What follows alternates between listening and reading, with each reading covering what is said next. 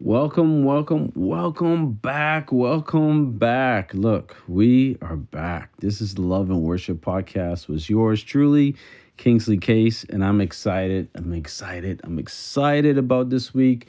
Look, we have a lot to talk about. Let's get it. Let's get it. See you back here.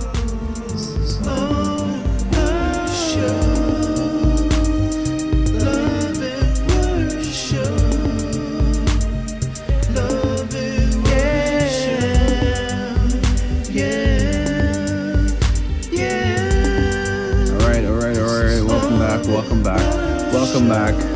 This is Love and Worship Podcast with Kingsley Kase, and that's me. So I'm excited to be here once again. This is what you call Easter Monday, Resurrection Monday, however you want to call it. Yesterday, Resurrection Sunday, Easter Sunday. This weekend was just a slew of things going on. The Holy Week, and we had Pope Francis that would have passed away today. So just a moment of silence for that passing of Pope Francis for like 2 seconds. All right, moving along. Just recognizing that he was definitely influential in the church community, and honoring that for just a little bit. But some things I wanted to talk about to all of you. I dropped a book called Don't Look Back, and I also had some discussions this week. There's so much has been going on, whereas my schedule has become completely taxed. Whereas now, what's gonna happen? If you heard a little growling in the background, I guess this was my stomach. If you heard it, but if you didn't, I think that was pretty hilarious. Not that I'm hungry, I just ate, so it's kind of confusing. Anyways, but I wanted to say that it looks as if I'm going to have to create a group of companies in order to facilitate needs or a lot of what's been going on. So a lot of what's been going on, which is you can't predict, stuff like, when you lose somebody you love and people you care about, and you also have to be a part of that. And then there was, an installation of leadership and all that stuff that was going on. Doing stuff that takes a lot of your time, whereas it has to do with helping organizations with some very exclusive items and things that should not be disclosed publicly, because it's their private stuff. And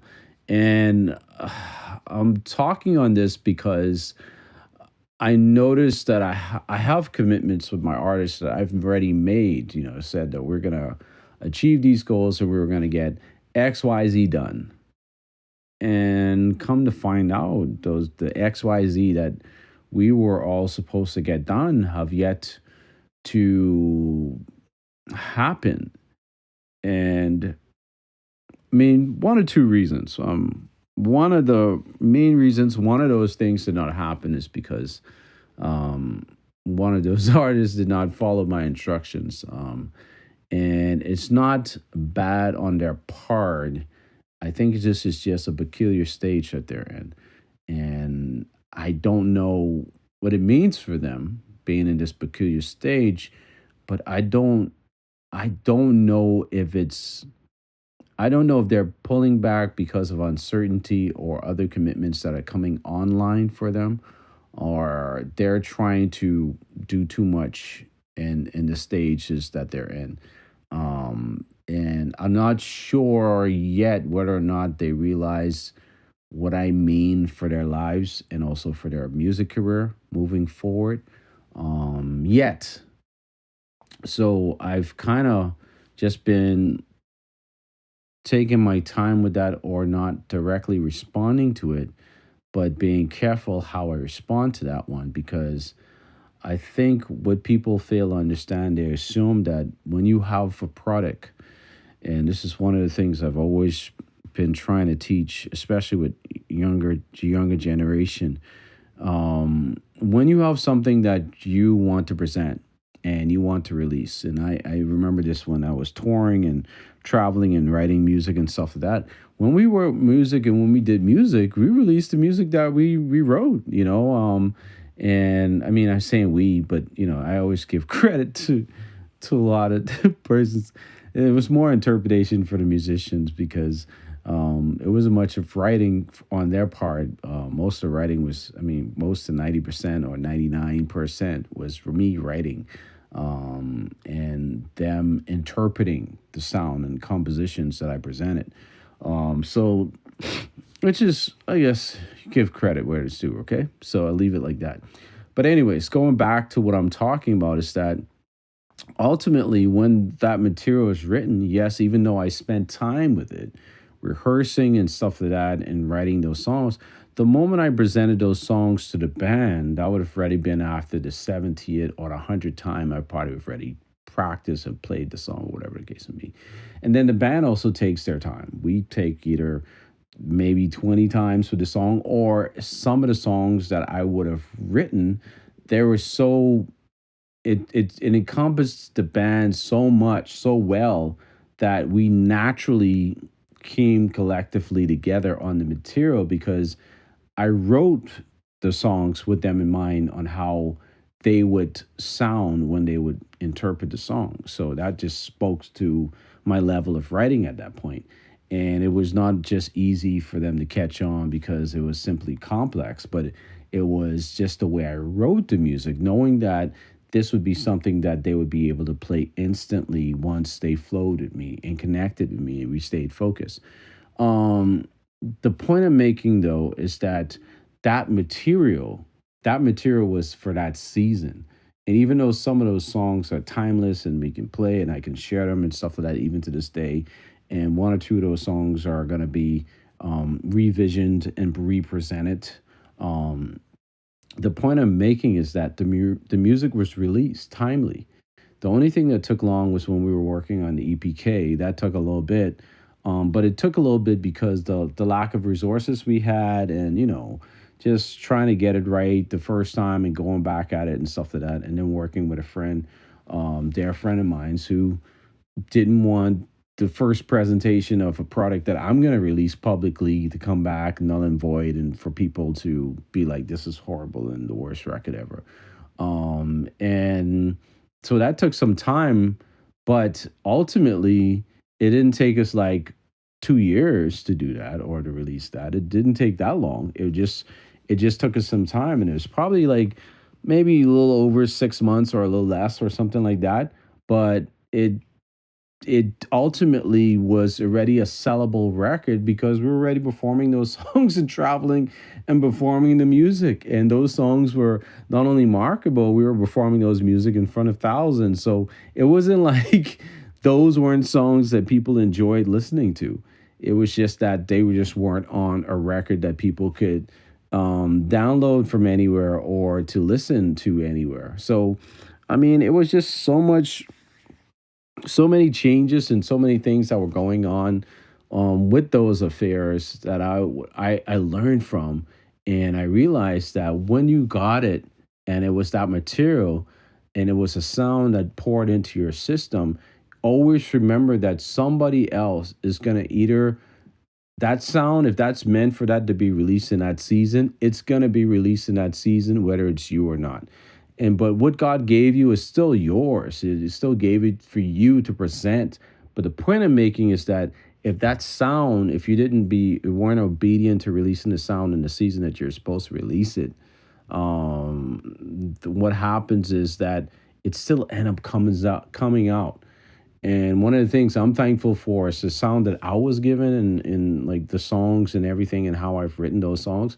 That sound itself I've not heard it anywhere else. The way that I've written those songs, the way I've been sharing those songs, and even for some of the songs that I've had for years, that sound is only appeared similarly in some of the songs because one of the songs I had performed over many years and stuff that I had to go. And I want to say that there's an artist, I want to say very famous artist has used their whole, I want to say like their whole, some verse and bridge of their song, which was like a hit song that they did with other Christian artists, is is my entire song, my entire structure of my song. And this song is copywritten. I've copywritten this song. So the sound recording is copywritten. And I have performed this song live. So I'm not sure if persons who heard me perform this song live on air or who took this song and shared it with this artist did not realize that I would find out the moment I heard the song. And the first time I heard the song, one of the songs he wrote, I was like, whoa, I gotta go and play my song. So I started to play my song. And the funny thing is that his song is an exact same key as my song, same chord progression as my song. But my song was not only performed way before this song that he wrote was ever existed. My song was also copywritten way before he performed the song that he presented. And I looked at the dates and everything, and I looked at the timelines, and I was just like, well, either someone familiar to him and me attached to my song, this song that I perform, and I've shared publicly before. I've performed on stages. I've shared this publicly. I've performed this. I've shared this at conferences. So I know that this song could have been recorded and this song could have been shared. And then all he did was just basically revamp it a little bit and change the lyrics. But it's a very famous song. It's a knowable song from him. He's actually received rewards from this song.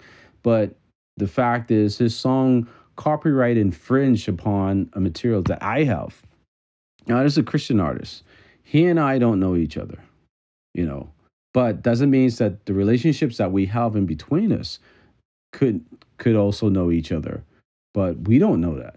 So I can't say that he did this intentionally or whatever the case may be, but I I know for a fact that when I release my song and it goes on the radio, and if anything ever comes up with that, I have the records to prove, whether it's me releasing the song whenever I release it, I have the records to prove that of when I first performed this song, when this song was written, when I recorded this song, and when I submitted it to copyrights.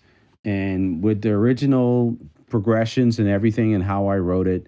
And I will tell you right now, if that ever comes back, I mean, that would be a big deal in the Christian music community because, like I said, this is a very, very known and famous Christian artist that work with other very known multi platinum Christian artists on this song.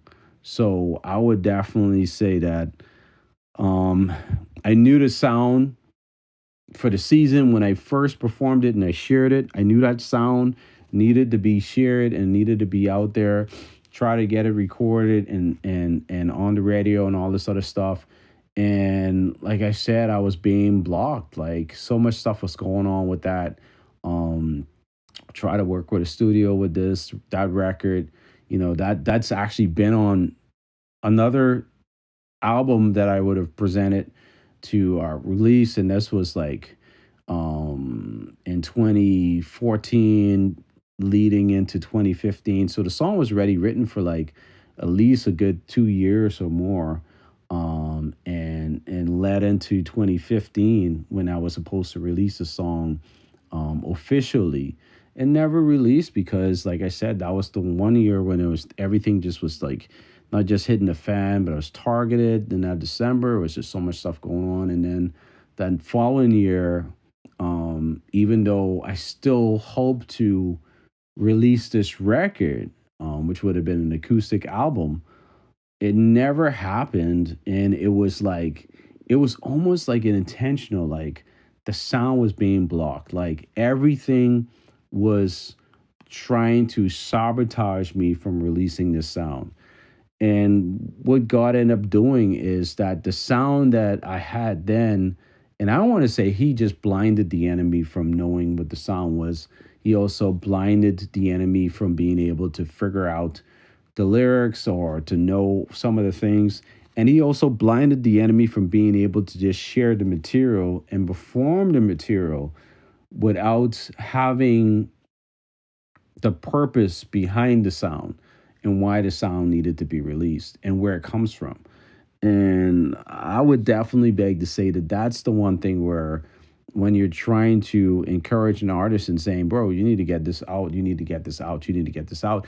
And they fail to understand it because they're holding on to this thing as if that thing is the butter for their lifetime. And I'm saying to them, no. The thing that you think is the butter for your lifetime is that's only if this is a song is for a season.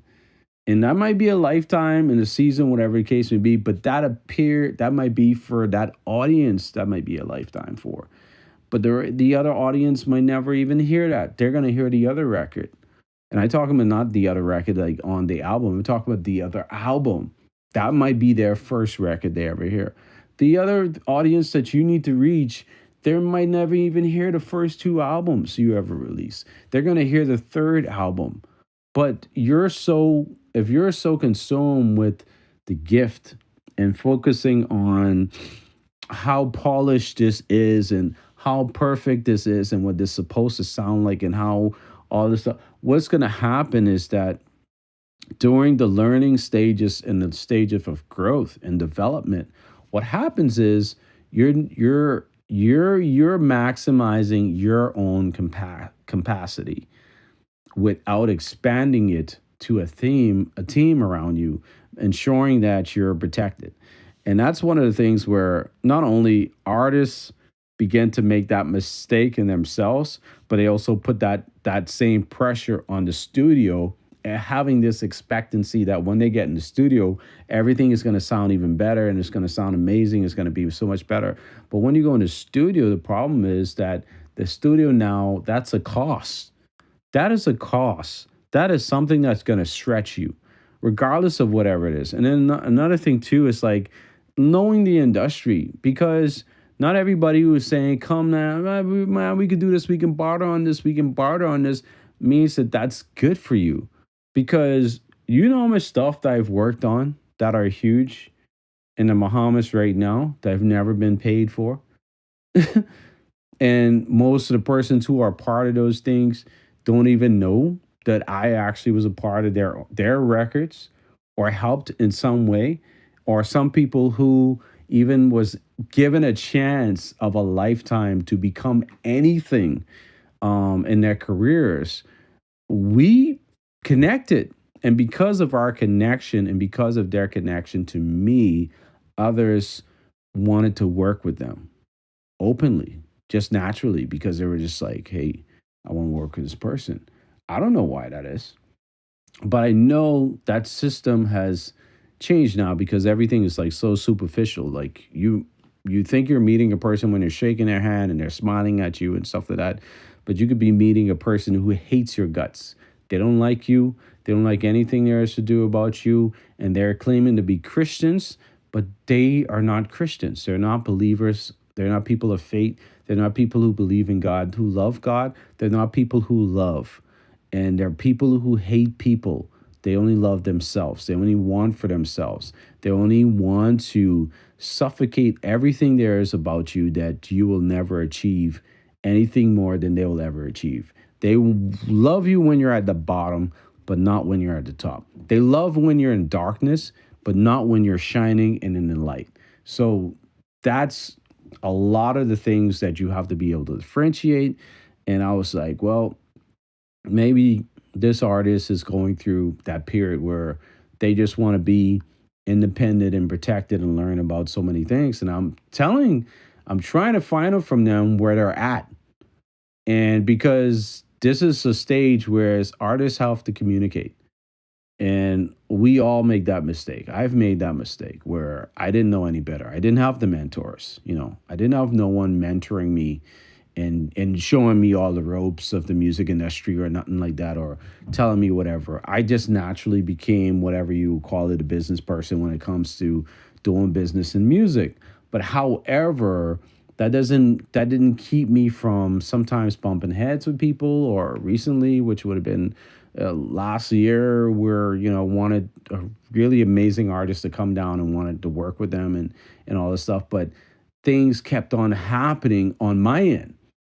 It didn't have nothing to do with artists, amazing artists.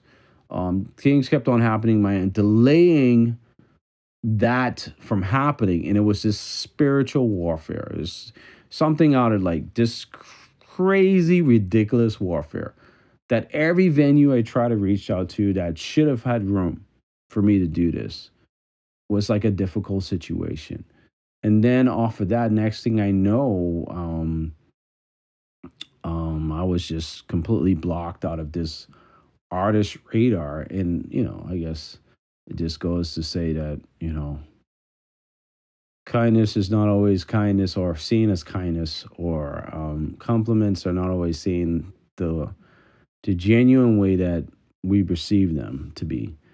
And it just goes back to me just wanting to even gain a closer walk with God. And when I pulled back and I took that pause after that season, this is when my uncle had passed and then my nephew. And that was just even worse. And so my communication with even being a part of the community that I started with that artist, that just faded away because there was so much going on at the time. And then I just got slammed. I just got busy. And then, then my Grammy passed, and then it was like something else. And I just got busy, just this busyness. And I realized within myself was that thing that I wanted to do with that artist is still genuinely purpose. And globally would have not only transcend them in a new way, in a major way, but it would have done something majorly spiritually, not just for my life, but also for their life. And I still believe that to this day, that was God sent, what I was seeking to accomplish. But you know, maybe where I was at, I needed to pull closer to God and have a deeper connection to God. And so when all this stuff started happening, and like all these bullets just started flying and all this other stuff started happening, and I started opening up to other artists about, shows and trying to invite and do these other things. And then artists were like giving me dates, and I'm trying to tell them like, look, I'm still trying to get everything in place, because like for instance, where I'm at, there's some new equipment I still need to upgrade before certain things can take place right now. And then there's still a few things I need to present before I start promoting something. And I was, just deeply praying about it. And I was like, my focus is going to be pushing these two artists first. And then I got to get this sound out there. And my one my one artist just was like, well, I say my artist, but I don't know, because I want them to be free to do what they want to do. But I realized it's like, I don't know if it's other opinions that are delaying them. I don't know what is going on, but one thing you never want to do is coerce artists. You never want to be the one person that's behind them, pushing them to accomplish all these things. And then they have no value for what they're accomplishing. They have no value for what you're trying to do and why you're behind them and why you're pushing them. They have none of that. And so when they get to that stage where they realize they didn't want it, then there's like this impartial regret towards you, and also maybe this thought of you created more harm in my life because you pushed me to do this thing that I didn't even want as much as you want this. And so I was like, look, I need to check this just to make sure that let me find out where they're at, and really listen. And so I'm still waiting for this artist to respond to me because I spoken to them and confirmed and want to check to make sure that they're really out of place right now where not necessarily just see where I'm coming from, because you could see where I'm coming from but still not see the urgency you know that God demands from you. And one of the things that people always believe, and this was one of the biggest lies from the devil. People always believe that they have time because God promised all of us 70 years and then some. And I'm like, yeah, hey, that's true. But what if God decide one day you're too good for this world? And or what he decides that, man, you have all this opportunity. I've been keep on giving you all this opportunity. I keep on telling you, and then you keep on being like, oh, when it's time, I'll do this. When it's time, I'll do this. When it's time, I'll do it.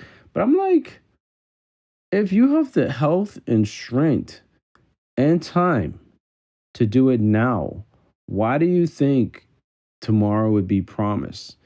And my senior pastor was just talking about this on Sunday. It was like, we always like look at it as if like tomorrow is coming, tomorrow is coming. But no, today is here. Christ been risen. Today is here. Your decision to live according to your faith in operation of what you do now as a lifestyle is not it's not good. It's not dependent upon what you're gonna do tomorrow. Because then, like, you're worrying about tomorrow at that point. And for me, my number one concern is your audience seeing you now, not just for who you think you're going to be. No, I want your audience to see you now, and you present yourself before them so they get to know you. And then we develop and work on this and work on these different stages and look at how we're going to change your portfolio and all this other stuff.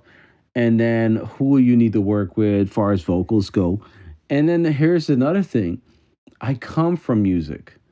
I mean, not like parents and all this other stuff. I'm talking about like I have an attachment to persons who are in this industry. And so the resources are there. But I found out that some of the other persons that at least one of the artists is attached to when it comes to this industry is someone who doesn't really care nothing about who I am, knows nothing about my history. Probably only knows one little portion about my history, and that's in the Bahamas. Knows nothing about my record internationally. Knows nothing about me as far as what I've contributed to the music industry in the Bahamas and abroad. And knows nothing about my care for God, my passion for God, and my passion for people. So them not knowing that heart that I have, not even serving with me in that way, not understanding that completely. That is one of the impressions where a lot of people sabotage relationships. So now one of my artists looks at that artist person as that is that's the person I want to get advice from. That's the person I want to connect to. And I'm looking at them as like, man, like, okay, I can't help you there because you clearly don't understand how this thing go. Like, you either want to live for Jesus Christ or you want to live for the approval of men. You either want to live in purpose and fulfill your purpose and keep on growing with your fans, or you want to die behind a recording booth, writing all these things, start collecting dust, and waiting for the right person to approve you so that you can say, now it's time for me to release it. Bro, let me tell you something. My first EPK, I'm going to tell you this right now. That is not something I would have played in the house with my parents. That was nothing that was going to get approved by my parents for me to play. That was not an EPK my parents were going to approve. I'm telling you this. So if I was waiting for their approval for that EPK, that would have never been released. I would have waited for 20 years later. Or it took me almost We were like, what, 4 years in or something like that before my father had finally said, whoa, because he finally has seen me perform live on stage and doing it with the band. And he saw the sound and heard the sound and realized I was writing, though I was the writer of those songs. And he was just like, wow, forgive me, my son. I didn't know. I didn't realize that this was really you. This was really the gift that you have. Hey, the scholarship guy didn't care nothing about it. The doctor lady didn't care nothing about it. They didn't believe anything in that. I mean, she basically compared me to her son, you know? And I think that's the thing. Whereas after a while, now we realize what I've been saying. So many people are now realizing what I've been saying for many, many years. Music is music. It doesn't matter whether you call it the Christian music industry or the secular music industry. Music is music. But being a disciple of Jesus Christ, that light, that reflection is supposed to come out in the material that you write and you present to the world. That is how that works for me. And that's how I've always written from that perspective. Even when I was broken or even when I was going through something, I always try to be like, look, I have to be very careful how I write this song because I'm going to be remembered for what I say and people are going to hold me accountable to what I say in this music. And and once it leaves your hand and it's out there, you can't take it back, you know? And so I think that's one of the things whereas as young persons are always thinking, oh, well, I'm probably, I want this to be so big or I want this to go so right or whatever. And I have this vision for me. And then God has given me this vision and he's presented this, whatever, in this way and whatever. And I keep on saying, okay, bro, you have your vision, but I've also have more than probably 30,000 hours doing this with anointing, with vision, and also understanding discernment, knowing that I can see what you're going to be before you become it. I know a hit when I see one. I know someone who's going to be not just great, but who has not the potential, but who has something. I know it. You know, I'm basically what you would call the label executive, the executive producer, the author, the person who basically you would deem as God's hand. I walk in a room and I can tell you exactly out of 50,000 people in a room, if there's 50,000 people in a room, and I had to meet all 50,000 of them, I'm going to tell you exactly who's probably going to be a terrorist, who's probably going to be a prime minister or somebody very important. I can tell you that within not just 3 minutes of meeting a person and sitting down and talking and speaking with them, but I can tell you sometimes within just being in the presence of them, I can tell you that. I can tell you that. I've never been wrong about it. I've never been wrong about this. When I say I've never been wrong about this, I've never been wrong about this. I've never been wrong. And it has nothing to do with directly me doing it of my own or me saying, oh, I knew that. No, God knew it. It's just a constant download to me. And when he reveals that to me, because I pray about it, I always ask God. And I'm very sensitive of that because when you open up that door to work with other people, you have to be very careful because some people they come in with an expectation and that ruins everything.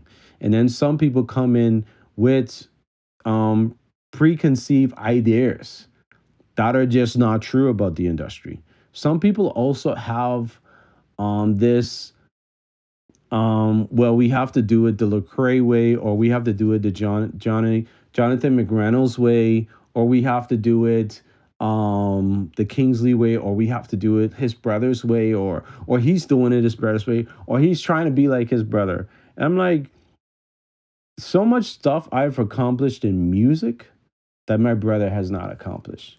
That what I've done in music, for the industry, outside of what he has accomplished and what he has done and accomplished for the music industry.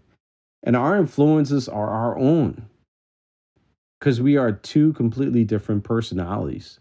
We're two different individuals. But because people just like to compare, to cancel something because they're not willing to accept who you are completely as you are. They just look to cancel you. And then here's the main thing. People look at it as if, oh, well, your record is out there. Oh, your record getting all these plays. Oh, how come you making no money from that? And instead of a person sitting down and asking you, well, let me learn about this. Let me learn about this.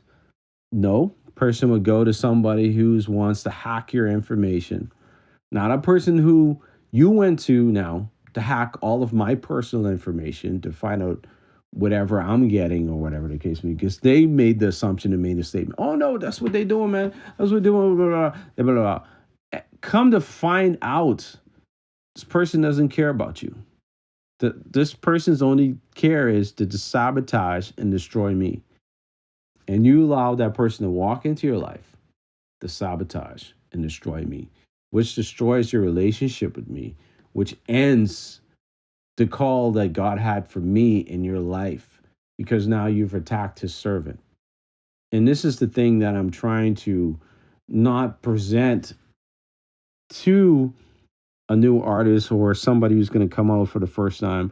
I'm trying to just pray to God and say, God, please reveal to them, what they need to learn from this journey. Please open the doors where they can just ask me these questions and I'm able to not just give them the firm answer, but I'm not treating them as if they're just complete novices. But in a lot of ways they are. Um because they haven't been anywhere to do this professionally, and so when you and some people could have all the knowledge in the world, or understanding in the world, but zero experience. And that zero experience is the thing that causes you to have zero awareness because now you have no awareness because you have no experience with this. You've not endured this. You've not visited this.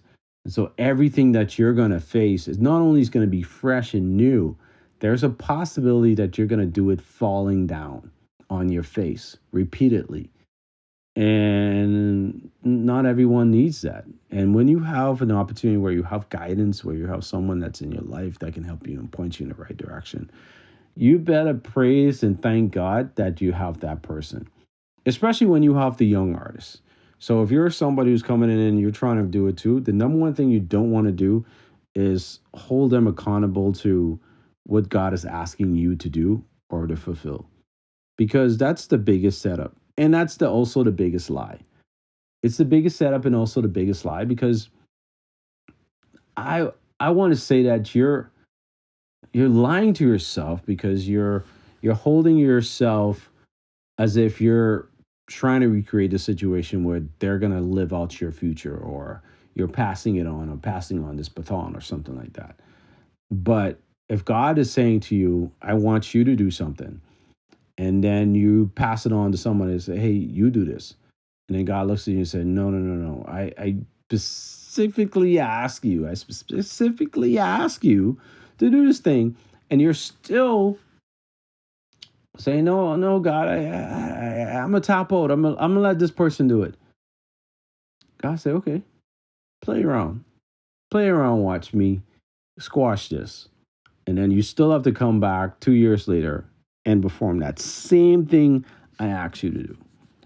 And I've realized is that is the one thing that you should not do because you create a lot more harm in a young artist's walk, not only with God, but also in their music career. Because now you're pushing them out there, and this could be something that they don't even want or care about. So, like, for me, like, if the artist is not like chasing me down or reaching out and asking me, questions in certain areas or something like that, or whatever the case may be, I can only do just so much. because now at this point I have to be careful because I'm not trying to live my life through there. I'm that ain't me. That ain't gonna happen. I don't have time for that. And I kind of was very clear to them in this season. I told them, I said, look, I want to get you guys stuff done so I can really focus on what I have going on because I need to get this out there. And for some odd reason, the urgency of me getting this record out there has now intensified. Last year was not as intense because I knew it was going to take me a little bit after I know that I missed a date to submit to something. And God changed that. God changed that urgency in me for that submission and said, and showed me where I was being attacked, where certain things were being weaponized against me, where I was also being limited. And now I'm also being kind of like imprisoned in a way because, I have a whole record that's just sitting somewhere in some studio. And it's not really, it's not really, it's not been worked on even though money's is going to it, it's not been worked on. So for me, it's like I don't even know how to describe that situation for me. I just know for me it was like God was doing other things around all of that happening. All of that happening, God was doing other things. And in the midst of all of that happening, Love and Worship was released. And when Love and Worship was released, this was like right on after right the day before going to the funeral, the homegoing service for my Grammy, and all that was like already predated before she passed or whatever the case may be. And so, it just happens that my record released on the 15th and her the service was on the 16th. And I couldn't change that. It was already gone. It was ready. The submission I was already gone, and I honoring God and just serving God, and then that record just kept blowing up and blowing up and blowing up. And it's just not really promotions, but just persons wanting to share it, people listening to the song and enjoying the song.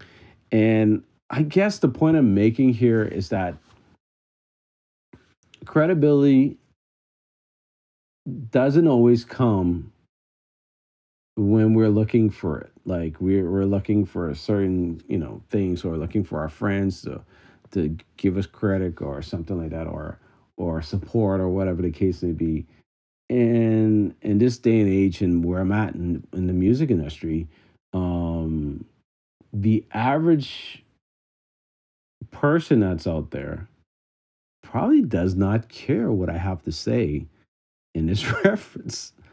And there are a lot of people that won't care until there's like 450,000 subscribers moment in my life, or 2 million or 16 million subscribers on YouTube somewhere.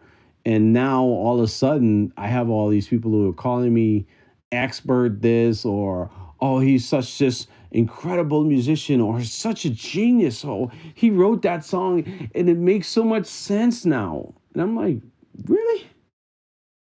Really? I mean, I mean, 30 years of my career never said any of that stuff, or, when I was 11, no one cared about that stuff. I mean, when I was in my 20s, no one, it was just a crew.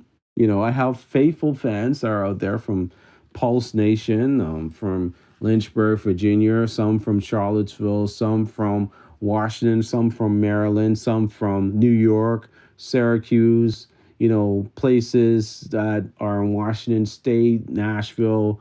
I want to say possibly Florida as well. And then you have those who are in the UK, those who are also in South Africa. And then we have those who are in South Korea and other places around the world that I didn't know anything about, especially like Egypt and stuff like that. So um, that's a whole different ball game where you really come into a lot of growth.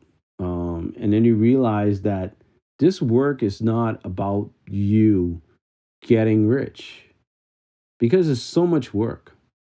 Like the amount of money you make from doing work like this will never pay back from the amount of hours that you spent, from the amount of days, friendships lost, pain and broken heart, the pushes that you've had to push for just to get a record done, um, and all the agreements that you have to fight for, and then not just that, just the fact that you lose healthy and good, purposeful relationships.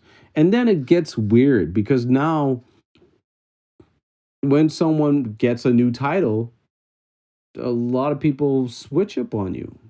Like you don't know if they're who they say they are anymore because if they weren't the same person when they got the title, and when they got the title, they became this new person. It's like, for instance, it's almost like, okay, for instance, let me show you something. We do change, we do grow, and we do shine a light when our lives are drastically changed. But if you're living as a changed person, that's what I'm talking about. If you're already living as a changed person, a person who's living in the light, where do you get an increased title or anything about you?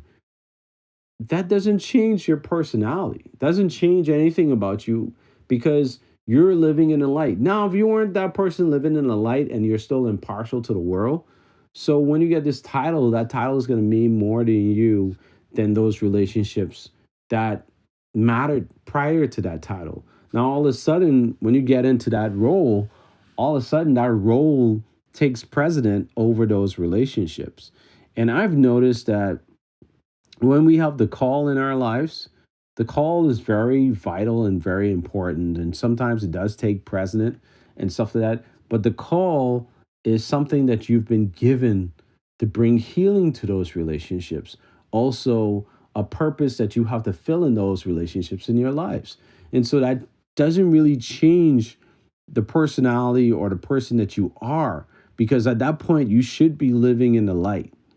You know, you're performing music, you're sharing music, you're out there doing music as a professionalism. Where the people, they're gonna look at it as a hobby right now because you're not making any money from it. They're gonna see it as, oh, this is not enough. Wow, you need to go and get a real job. Do you need to go and get a real job? And then the moment you start making millions from this thing, everybody is like, oh, well, you need to donate to this charity. Oh, you need to help us with this. Oh, we need you to do this. And you try to remember, like, weren't these the people who was just telling you the other day you need to get a real job? Now, these same people who's telling you you got to get a real job, now asking you to pay for their medical bills and all these other things and stuff like that. And this is where it shifts, and you just have to be in the light. Because if you're in the place of your title, how many awards you have, and all this other stuff, you're not going to be thinking about the next record. You're not going to be thinking about the next mission. You're not going to be thinking about the next soul that needs to be reached. You're not going to be thinking about the next relationship of a connection that you can build to reach more alive for the gospel of Jesus Christ. And that is one of the main things I'm trying to share with them is that, look, these records need to get done and get out there.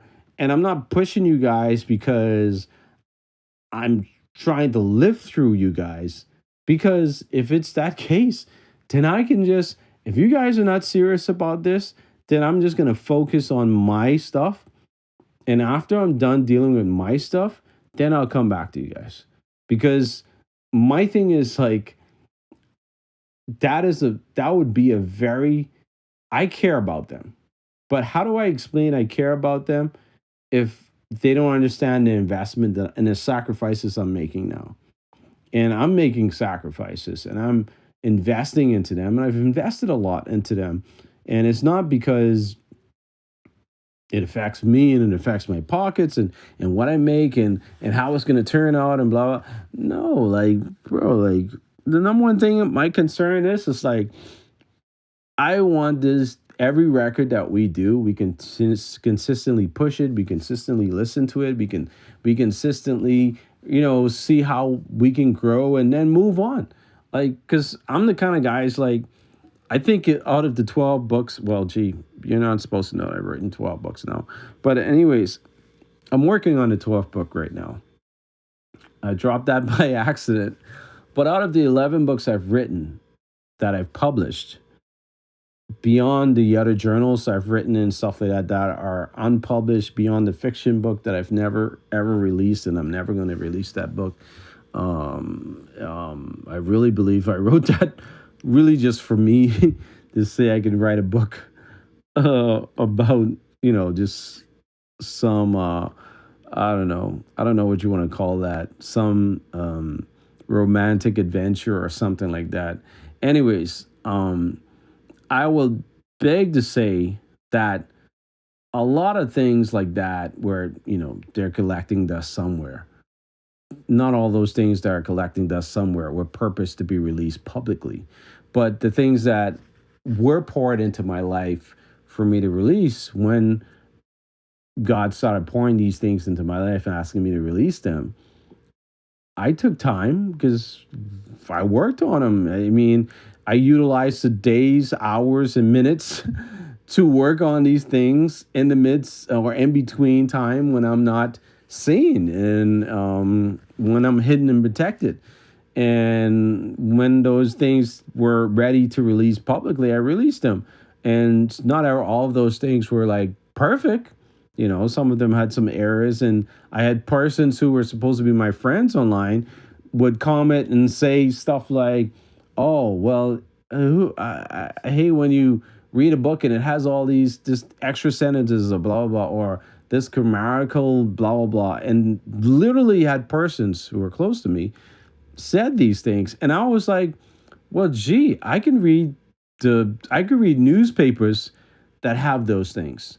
And these were supposed to be the most, places I can go to, news networks globally, and I can find not only grammatical errors, but I can find errors.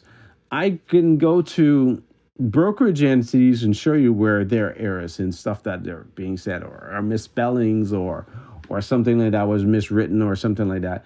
And this has been happening for like as long as I've been alive.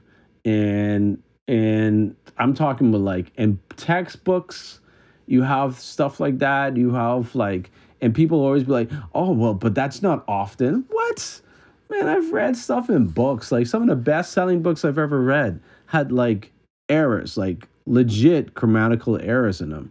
And or just like something just odd happened to the printing or something like that, and the books were just not recalled for some reason. Oh, and nobody cares about it because they were best-selling authors, and this author is such a great, amazing writer. And I'm just like, well, that typewriter definitely typed something that wasn't supposed to type, and maybe they didn't care about it because they've written, this is their 60th book or something like that, and people's like, "Oh, well, forgive them."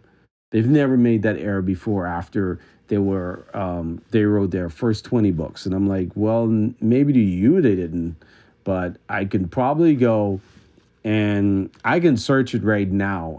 And there's a possibility in searching this up right now, that hands down, there's a chance that 80, I don't want to say 90, but I want to say, but 80% of books ever released, there's been, and before the revision, there's been errors. I'm just being serious. I'm being dead serious, because even editors make mistakes. And so, with that being said, that didn't stop those books from initially being released and published. It didn't stop those books from still becoming bestsellers. It didn't stop those books from end up being on networks and being promoted, and persons doing book tours and all this other stuff. It didn't stop that. So why do we limit it based upon our superficial perception on what success is? Because what success is superficially does not describe the success that God ordained for you to have. God wants for you to have specifically. And I'm saying specifically, and that's me to be specifically, but so specifically, God intends for you to be successful the way He wants you to be, not based upon any, mantle that has ever been worn by somebody else. Sometimes, it's basically like the Elijah and the Elisha situation. Elisha asked for a double portion of what Elijah already had. And I'm telling you this. This is how incredible God is. That happened. He was rewarded with a double portion.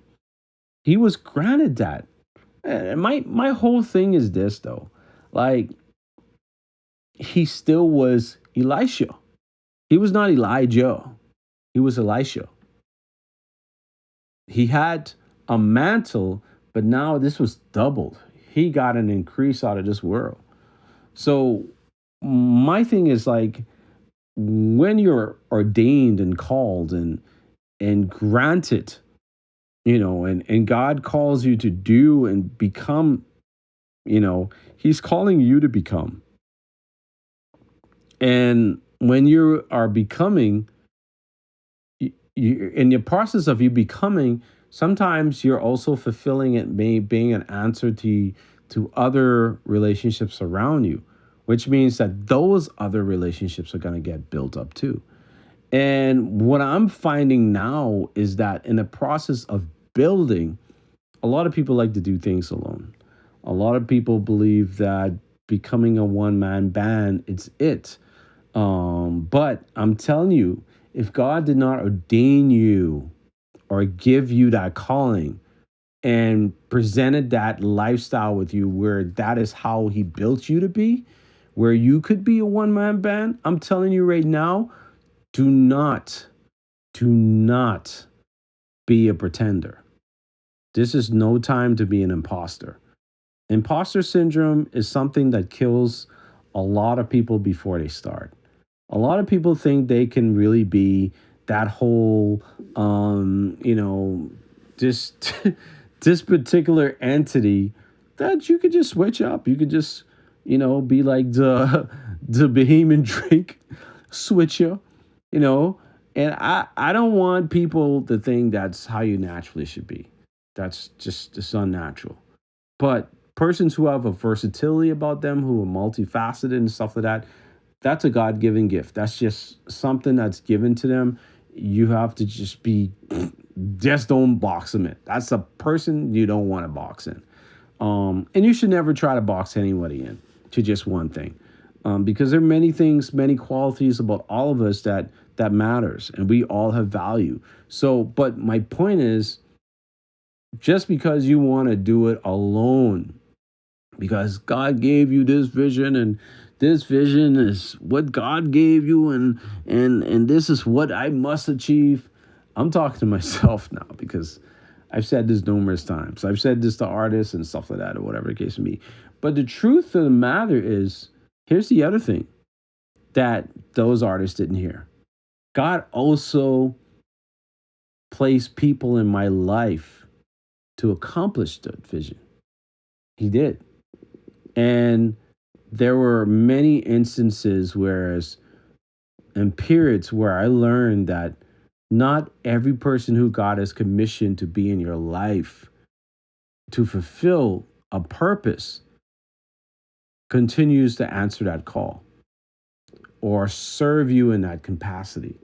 Because some people are just in a title stage of their life. So, and also an entitlement. So because they're entitled and they're going through this entitlement stage, and also with this title, this mantle that they carry,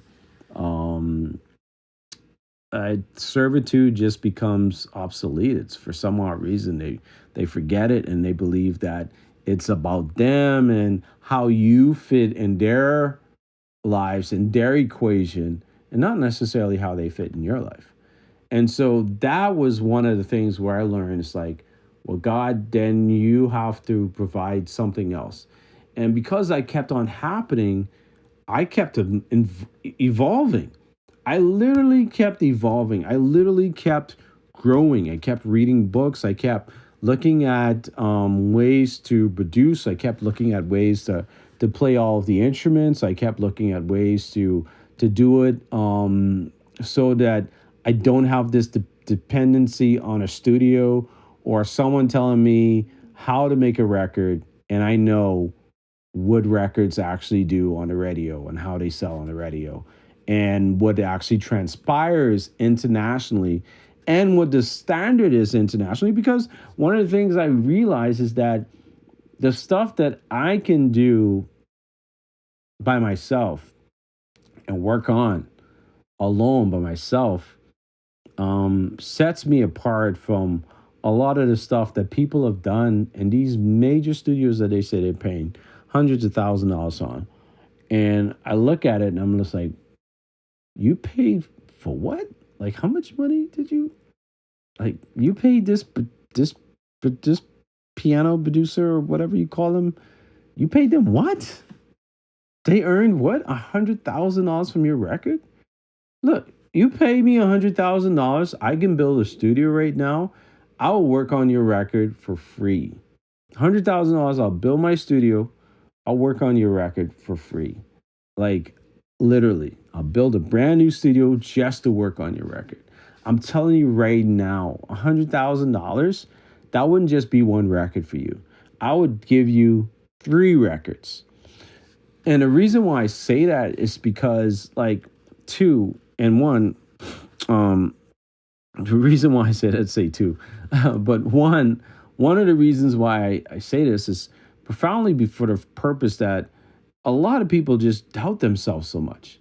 They're consistently comparing themselves to something that's already out there. And I'm always saying this over and over and over again that sometimes what you're trying to do isn't going to be out there. You're not going to have anything that it sounds like.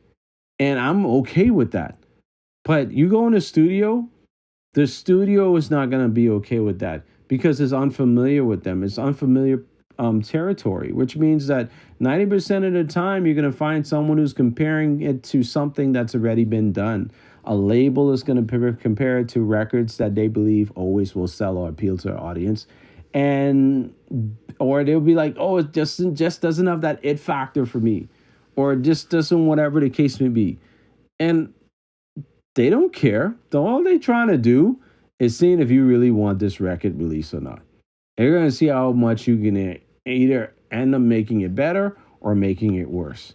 And if that's their way of either scratching it or saying, oh, yeah, we'll put this dollars behind it. But they're supposed to be the distributors. They're not supposed to be the persons who control the industry. But now we've given the distributors control over the industry, which it was always supposed to be the independent artists that influenced the industry, that ran the industry, not their labels.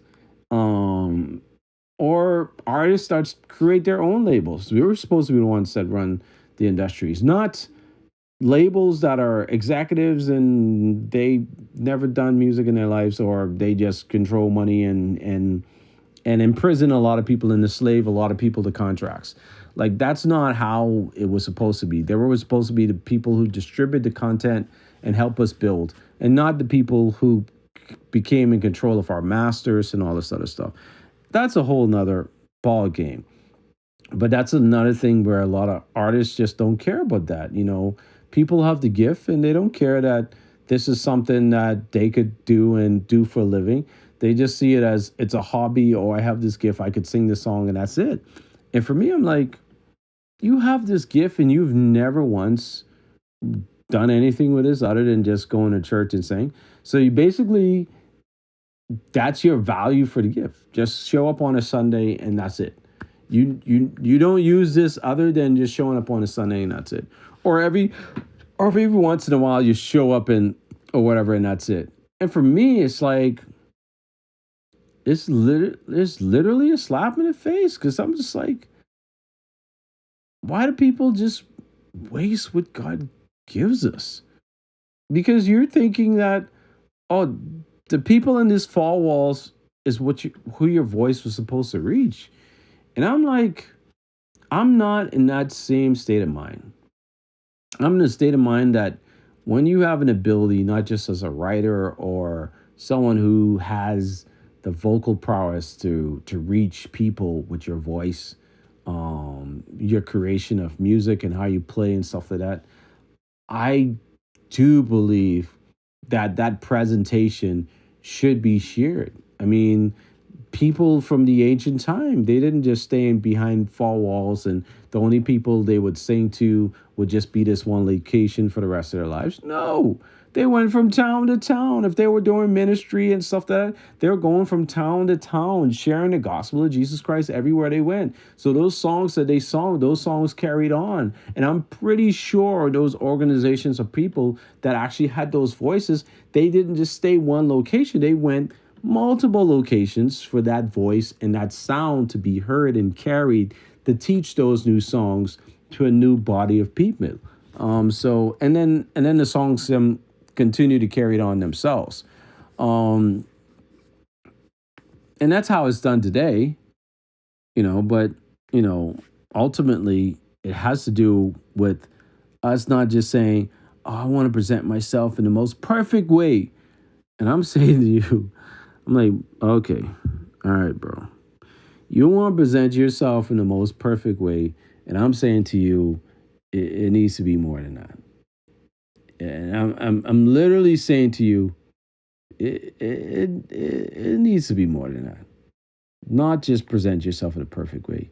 You need to present yourself in a way where it's like God knows, I know, Jesus knows, Holy Spirit knows that the purpose behind what you're doing is sincere.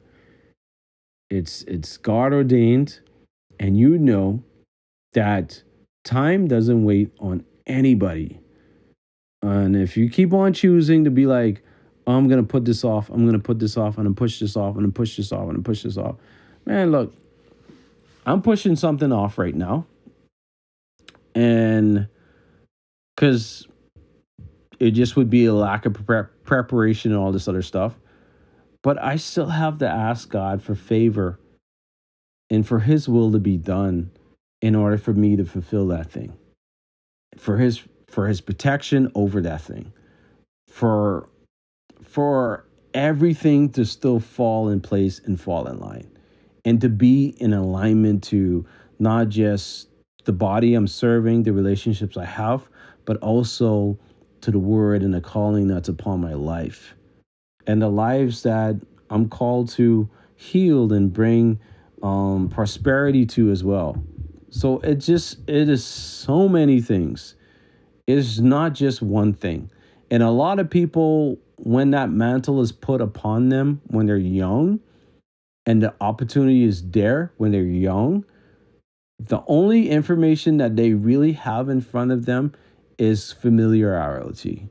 And that familiarity is what is like an Achilles heel that just locks them in somewhere. And that Achilles heel, would I be in a relationship, would I be, whatever. And I always tell people, I said, you think I'm able to perform at this higher caliber just because I go home and I practice? I've lived a life of practice and service that I can go probably 5 to 10 years without playing the piano. And I can sit on that piano like it was yesterday. 5 or 10 years without playing it. And there would be no song I couldn't play the same way I played it 10 years ago and better. And it's not imaginative. It's not because I would have put in 20,000 hours or all this other stuff people always say, or it's just operating under instincts alone. It's also purpose and because I was called and God had ordained me to do this thing. And so that would be something that I would carry with me for the rest of my life. And so I know if I went 10 years without doing something or 5 years, because I literally did go, let's see, 2017. Let's see when I stopped playing, 2018. And I didn't start playing up until like what, 2022 again or something like that. And there was also some breaks in between 2016 to 2017 or whatever. There was an off pace of anywhere between 5 or 7 years, maybe, or well, maybe less, maybe 4 to like 6 years, 4 to 6 years in between, give or take, without playing keys as much, and it still never left me. The sound was still there. The purpose behind the sound was still there. The call was still there upon your life. So my thing is to you artists, to me as well. God called you to do something. Please do not put this superficial reality of what you see out there in the world, of what others are doing, to cause you to stumble in place and be enslaved to a superficial result from how much you put into it. Because the number one thing God wants you to put into is 100% every time, and that's your all. Once you've done that and you've done all that you can to stand, and for this product to stand, release it and stop playing games. You're not in a season anymore where you can do that stuff.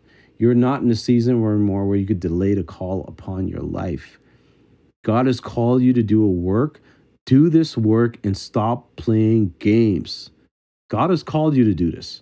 I don't know if that's me as a writer, as a songwriter, as whatever job he's asked me to do, because I know this word is for me directly right now.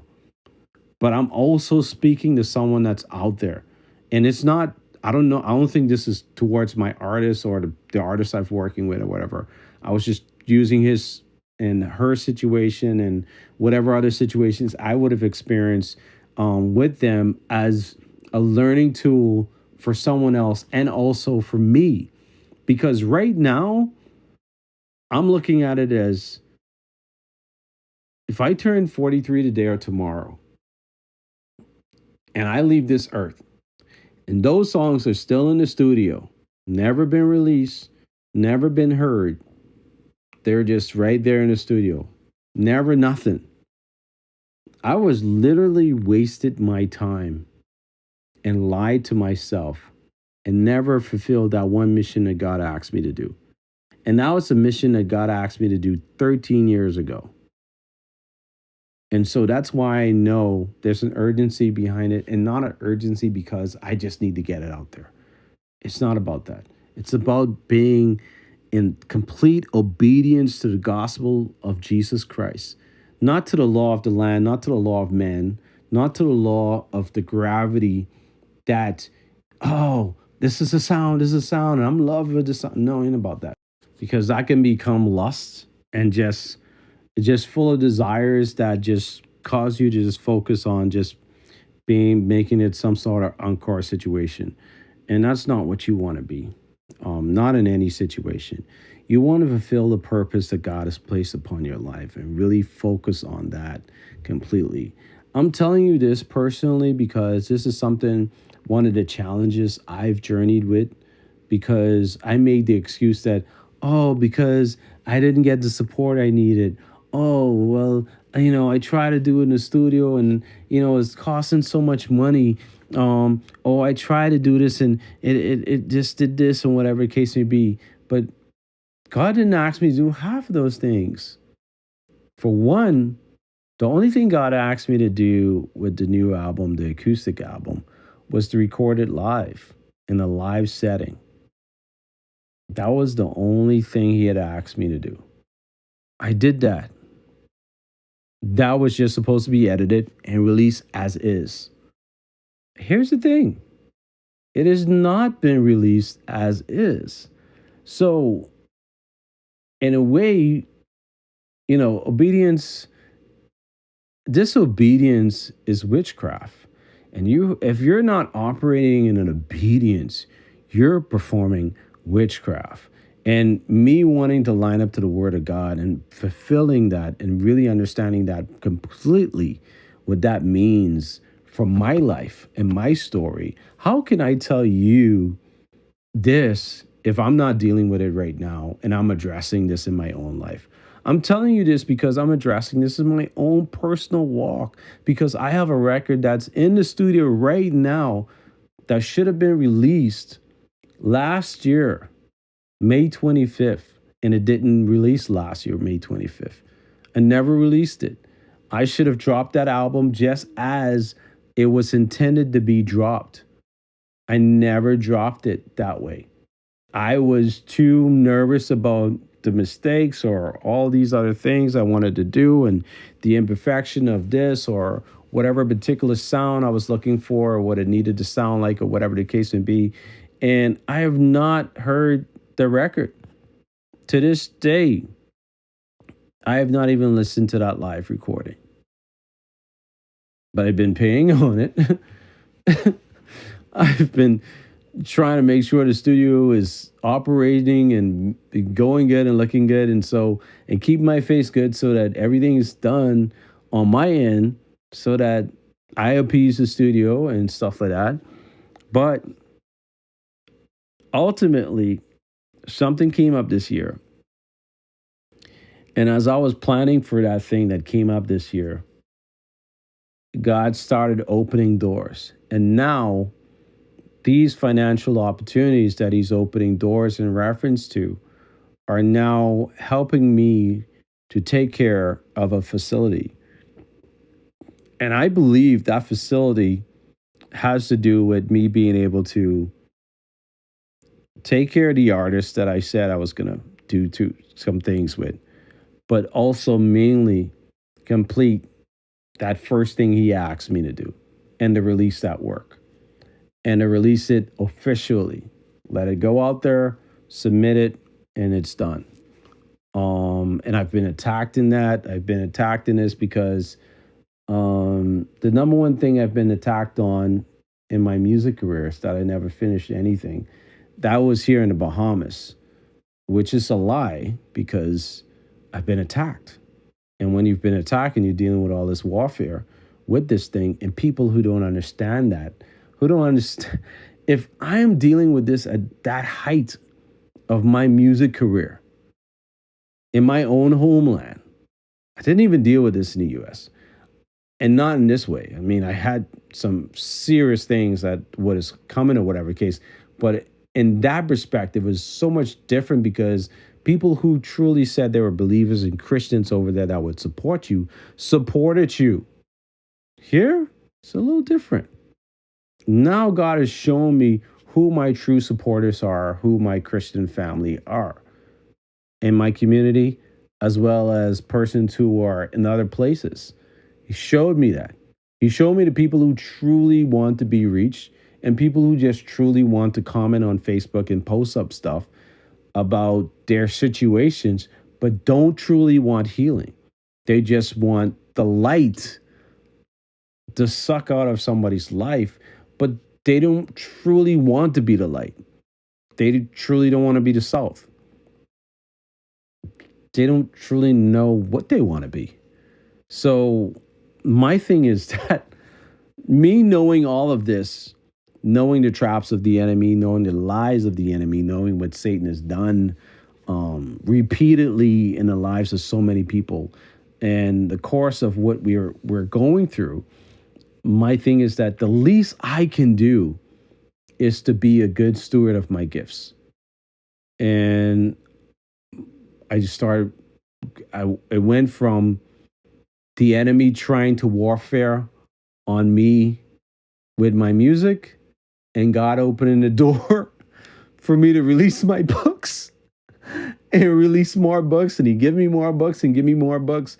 And I was like, yo, like, this is crazy. Like, I've never seen this happen in my life on this level, like on repeat like that.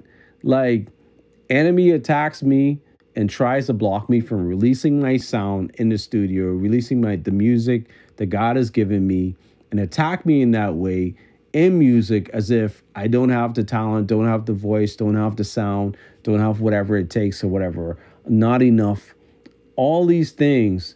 And I can only think about this, the movie I just shared with my youths the other day. We watched I Can Only Imagine. And that movie, every time I watch that movie, I literally see my life flash before my eyes. And in ways that is beyond what you can possibly imagine. But I'm gonna tell you this because I'm gonna be real with this. I was tired with the fake Christian living lifestyle a long time ago. That's why I became very sick of the church. I became very sick of the church. I became very sick of the toxicity that comes from people who want to live this fake lifestyle of what Christianity looks like on a Sunday, but they're not living it during the week, and they're not living it when they go to the job site, and they're not living it when they see other people. And it becomes this competition thing. And the people who are actually serving them, who's serving the body, who's serving them completely, have to deal with this thing on a constant and a repeat basis. And I'm just like, this should never be. Why are we constantly dealing with this? There's always this consistent pull, like this consistent fight. And I'm like, why we keep on dealing with this thing? Like it just shows me that some of us don't really love people, and some of us really are not true believers or true disciples of Jesus Christ. And so in that perspective, I just realized that look, I need to really be more grounded, be more focused, and pull away. And that's when I pulled away and I left the music industry. I left the Christian community a couple of years after, and I never looked back until 2022. And it wasn't because of 2022. 2023 was when I really reconciled my life. 2022 was a situation that occurred in my life. And it was the first time I was ever experienced silence. And I could really hear God, a voice that I felt was like gone from me, or I felt like wouldn't want to be around me or wouldn't want me anymore. A voice that still chose me. And some people would be like, oh yeah, this person's crazy. And then you have people who are radio hosts in these different environments who are like, they live in these lifestyles and working with these Christian artists and stuff like that. And you would swear to Jesus that they are believers. And I'm telling you this, they ain't. Because they ain't stopping their business that's secular, that's making people alcoholics and the influencing and selling you liquor and alcohol to their other establishments, but they still lifting up the name of Jesus on their outlets and their radios and saying, hey, I love Jesus. I'm a representative. And I'm looking at them like, okay. I guess so. I'm gonna judge you, but I'm not gonna condemn you. I'm gonna judge you according to what you say you are, but I'm not gonna condemn you, But my thing is like, as a believer, at the other day, you judge me. You hold me accountable to some superficial thing that you have about artists because of your experiences with artists that have not even done anything for this country globally. They've only done things that evolved themselves. They've evolved based upon, I guess, propriety that, we've given them. We've supplied them with. We've anointed them with. We've empowered them with. But they've never given it back to say that they have this appreciation for everything they've been given because of the Bahamian public that loved them or gave them a chance. They gave them a shot. Or the Bahamian taxpayers whose dollars were the $50,000 that were spent on these artists who never even gave back into the community. Yeah, you want to give us some breakfast and some food and toys and bicycles and stuff like that. That means nothing. Have you ever given a tuition? I talk about like a college tuition. Have you ever given making sure that a family medical bills were completely taken care of? Have you ever done those things in a way? Have you ever have you ever supported a community in such a way that that community never needed to use government funding for entertainment when you were involved? They didn't. That 90% of the times you donated your time, your resources, and you gave that space just to make sure that you brought honor and respect and a higher level of availability and production to your community. Can you honestly say that? The truth is that's not a predominant thing. But yeah, there are charities. Yeah, people do it, but those charities are there because there's a tagline. It's what they do. Like, oh, I come from wealth. Oh, I can't help that I come from I can't help that I come from money. Oh, I can't help that my friends are they use the church to get new clients to make money and stuff like that. I can't help that or I can't help that I have relationships with Todd Dunley and then all this other stuff. And oh, I can't help that I was able to do this or whatever the case may be. Oh, I can't help that I use the idea and concept from an artist that gave me the idea and concept, and I claim to say that I was working on XYZ when I wasn't even working on XYZ, but I got the idea and concept from the artist and never gave that artist credit, never said anything to them to give them credit or anything like that. Do you know my thoughts are like this? This is my thoughts. This is my thoughts on this whole subject. My thoughts are this. We have a choice. A lot of people make choices to benefit themselves. Hey, I'm okay with that. I am not hating on you that you're making a choice to benefit yourself. I'm not hating on you because I'm talking about a situation that you might be familiar with and you think I'm talking about you because, Kingsley is 43 years old, or I mean, I'm 42, going on 43, but I'm 42 years old, going on 43. You're thinking you're the only situation where I've experienced something like that in my life? The only person in the whole wide world I've ever experienced something in my life with.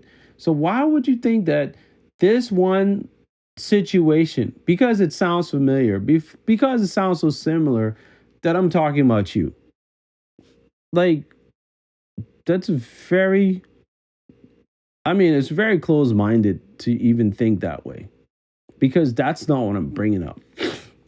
And just to be frank, I'm not talking about anybody, any situation that I've experienced in the Bahamas, specifically outside of the music event I was trying to do last year.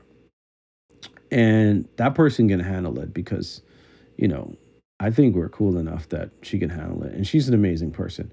But I was using that story, also talk about another story, and saying like how people live lifestyles where, you see them, but they're not really truly living, the gospel. They're living the benefits of that lifestyle of what Christianity is in today's society. But outside of that, you realize that there are people with their struggles. There are people who still doing whatever they're doing. And when you think about it, you're like, I guess after their 70 years and they die, they'd probably be like, oh, well, they lived faithfully and they were such a good believer and they helped all these people and they donated this much money to the church. And this is why they're going to go to heaven. And I'm like, well, it's really up to God for you to end up in the book of life, right? So if you didn't really truly live as a believer, how do I know you're the real deal? And then the next thing too is like sometimes the love of your life is that person, that very person that you are struggling with now, or the very person that you're saying that you haven't met, but you've met that person. And that same person that like probably gets under your skin, but that's the person that leads you to focus on God and truly see God's face in everything that you do. I don't know. Maybe it's just me when I mentioned that. But the point I'm making here is that you cannot depend on the superficial reality around you, like the Facebook, the Instagram, the the records that you see are popping up all over the place. The people who are out there spending money to promote their music because they're promoting their music today and then tomorrow they ain't. Today they out there like paying for ads and to tomorrow they ain't. Like today they got, let's say they got 10 grand to pay for their to pay for ads and do all these campaigns online. In less than 2 months or 6 months time, that money runs out. Then there's no more ads because they didn't really project that, hey, they would need to pay for ads for another 2 years or 5 years and maintain this presence or whatever the case may be, and figure that out completely to an algorithm where they have so much data out there that they can do it. And I know how it works. I always knew how it works. I knew that you had to post at least anywhere from 3 to like 6 times a day in order to do. It will cause you possibly to lose a lot of friends who never liked you to begin with, because they're just going to get tired of you posting stuff and they're just going to hate on you. And then you're probably going to lose that audience of people. And then you're going to have the people who want what you are and they hate that you're more popular than them, or they something about you they hate because they want that for them. And so they probably block you from their life. And then you don't even know why. You don't know why they hate you. They don't know what's going on. Next thing you know, they're doing the same exact thing that you're doing. And you're proud of them for doing it. But they don't care that you're proud. They hate you. You don't even know what that is. What's the reason for that? But yet, at the same time, with them hating you and attacking you and trying to make sure that you never achieve your goals, it limits their goals.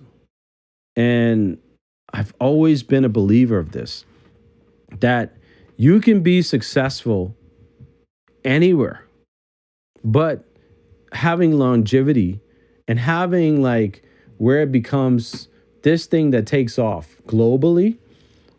I'm going to tell you this. I've seen it done, and I know one person who's done it, because not only does she have the financial backing to do it, but she definitely has the experience and have been around to do some things. But at the end of the day, the number one thing I have seen that I've noticed, especially when it comes to this season, comes to this generation, is this. You ask them a question, they never respond. You don't know who that is hearing that question. Now, 1,000 other people hear that question, they respond to. Then all of a sudden, a comment comes back to you. Now, you know this comment only came to you because of a question that you asked or you put out there. You never got a response for. Now, is bothering you because you're like, why is this happening? So you go to this person and you try to get clarity and be like, hey, I did ask you XYZ or whatever the case may be, you do have a response for that or whatever. And then their response sounds similar to the comment that you would have received. And now you know this stuff there's just a whole nother communication, this whole other thing that's going on.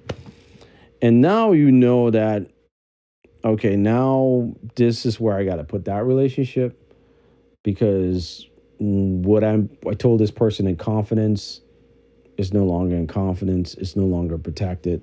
So I got to put this here and leave that alone. And then you look at this other situation and people will really target that. And I don't know. All I want to say is that sometimes you just gotta love on the people that you have in your lives, but at the same time, if God gives you a mission to complete, and even if they take the ideas or whatever the case may be and use them, like that's a good thing because it still means that you are a blessing to them so that they can become blessings to others.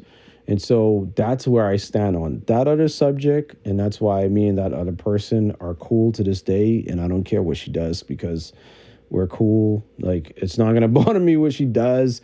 Like, I just hope that at the end of the day, her life is truly sold out for Jesus Christ and not just the money and not just the publicity, not just whatever the case may be, because she's been around for a long time as an entrepreneur, as a business person, as a spokesmodel, and I think that sometimes you've seen so much fakeness, you've seen so much people who make you believe that there truly isn't a God, or so much stuff in the world that leads you to believe that, even including your own pain and things that you suffer with, that leads you believe that there is no release or peace from it, and you're met with the superficial reality every single day, because now people are just coming up to you because they want to use you or they want to attach themselves to you because of your name.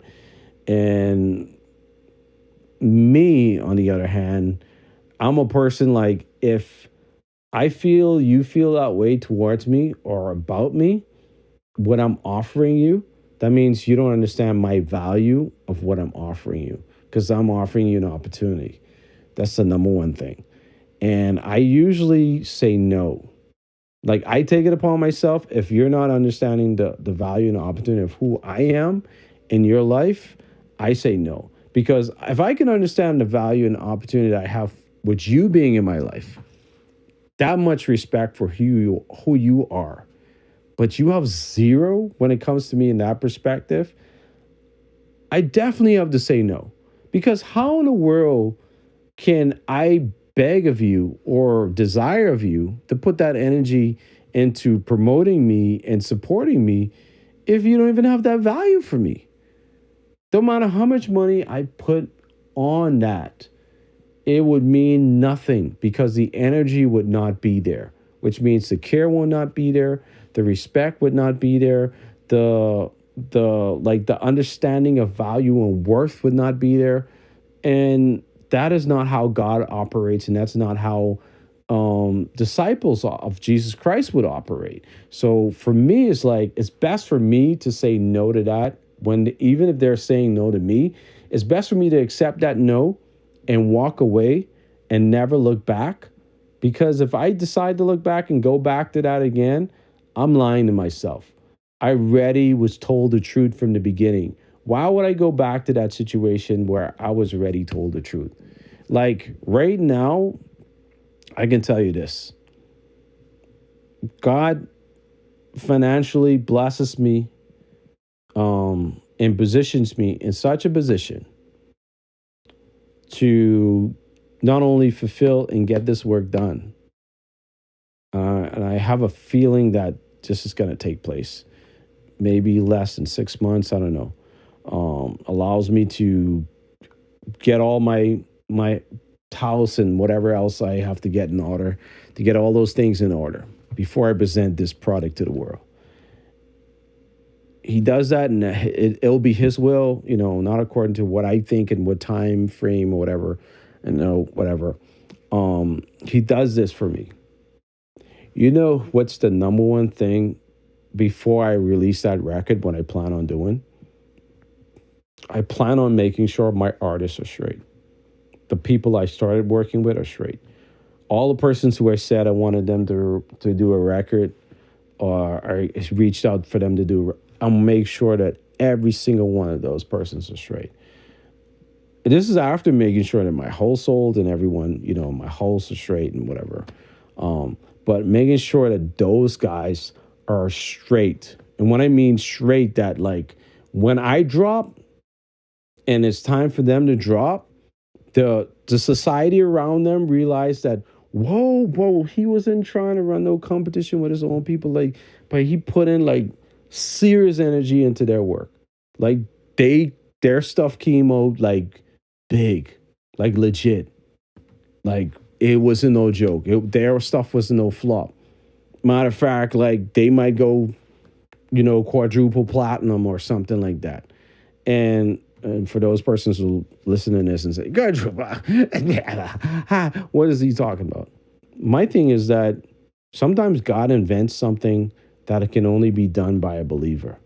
Lecrae was the first gospel rapper. Actually, he was the first rapper to get best gospel artist, to get best gospel rap, get best gospel this, best gospel that. But he was the first rapper to do it. And I don't want to call him a gospel rapper because he's not a gospel rapper. He's a rapper.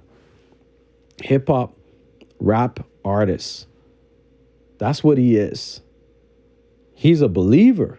But the music that he does, that's the music that he does. And his gospel albums, these albums that he dropped, these records that he dropped, he was the first. Like numerous awards, he's the first in. And I mean, most people don't count that and look at that. And he was like first in a lot of things, even with the record label and the way he did it and distribution and stuff like that. But most people don't walk that journey with you and know what that journey is like. And that's why when people do their first and they drop their first, people always want to think that, well, they spent $1 million to do that for. No, the thing was that they had a mission and they had to get that first out there, and they had to make sure that the first was good enough for them to not only promote it on the radio, but they had to like sell it, and they focused on their craft and make sure that they knew what they were doing. And it's just like me, like I put in the time, I put in the effort, I put in the stuff for the songs, and now like I have a whole nother 2 albums, and I'm like, bruh, I got to get this other thing out there. Because if I don't get this other thing out there, now I'm causing these 2 other albums to collect dust. And in the music industry is either it get you could record it and it can release, or it don't release this. And that's how it works, because you're constantly moving forward. Not just to what the next thing is, but you're constantly moving. So you have to not only take time to like appreciate what God has given you and blessed you with, but now you have to come into a new discipline of where you know how to pause and appreciate those pauses and then move forward, because that's how the industry just operates like that. Because you now have if the US has, I know Nashville at one point they were saying it was like close to like 60,000 writers or something like that. I can't remember.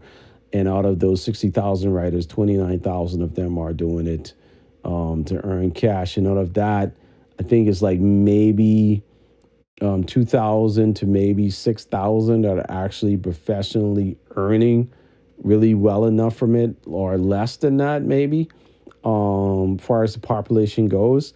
And so, and then in the US, they were talking about like musicians and stuff like that. And I remember at one point there was like something weird, like close to artists, musicians, writers. It was some weird number. And I want to say it was like maybe like in the hundreds, thousands or something like that. And so I was like, if all of those people are like on TikTok and on Instagram and on YouTube releasing new material on a constant basis, bro, think about how the algorithm is going to work. If you're not consistently releasing something, this is how the algorithm is going to work. No one is going to remember what you released yesterday or last year, because they're not consistently seeing you promote that.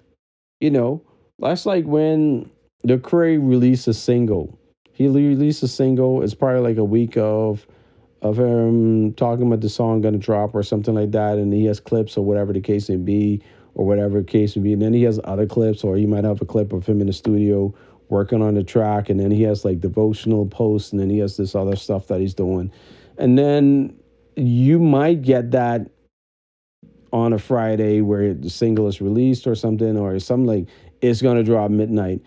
Then after that's released, then now clips of that, the favorite parts, and probably messages where he really wanted people to focus on, or some sublime or subliminal message that kind of conveys something that's deeper, that is going to get promoted, and however his team of marketers will do it, it'll be over a series of posts, and the series of posts would not only last for a season, it would probably go for at least another month. And then they will have like probably portions of performances where that single is promoted.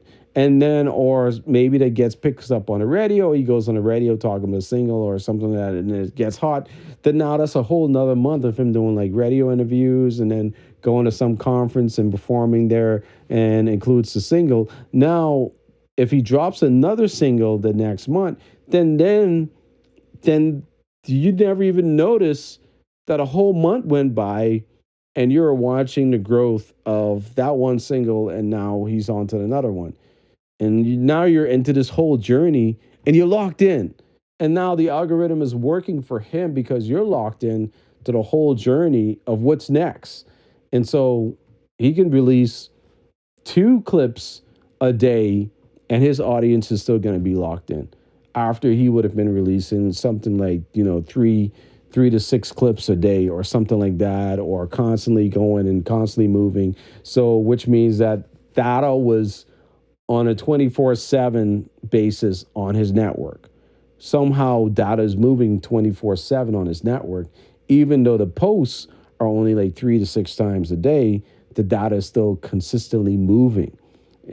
So even after the hours, there's still always data there, and that data continues to move. And what end up happening is that the audience just somehow just grows, and it just keeps on expanding over time.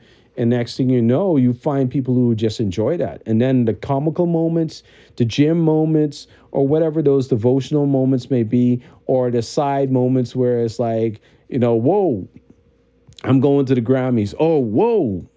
Oh, my song. Oh, wow. I just received a award from this song. Oh, wow. We are at the ESPN having an interview. Or, whoa, we're at BET. Or, whoa, I'm in this movie or something like that. And those are the happenings. So those are actually unique things that people think are so planned and so so like superficial, but a lot of those things are natural. They're organic.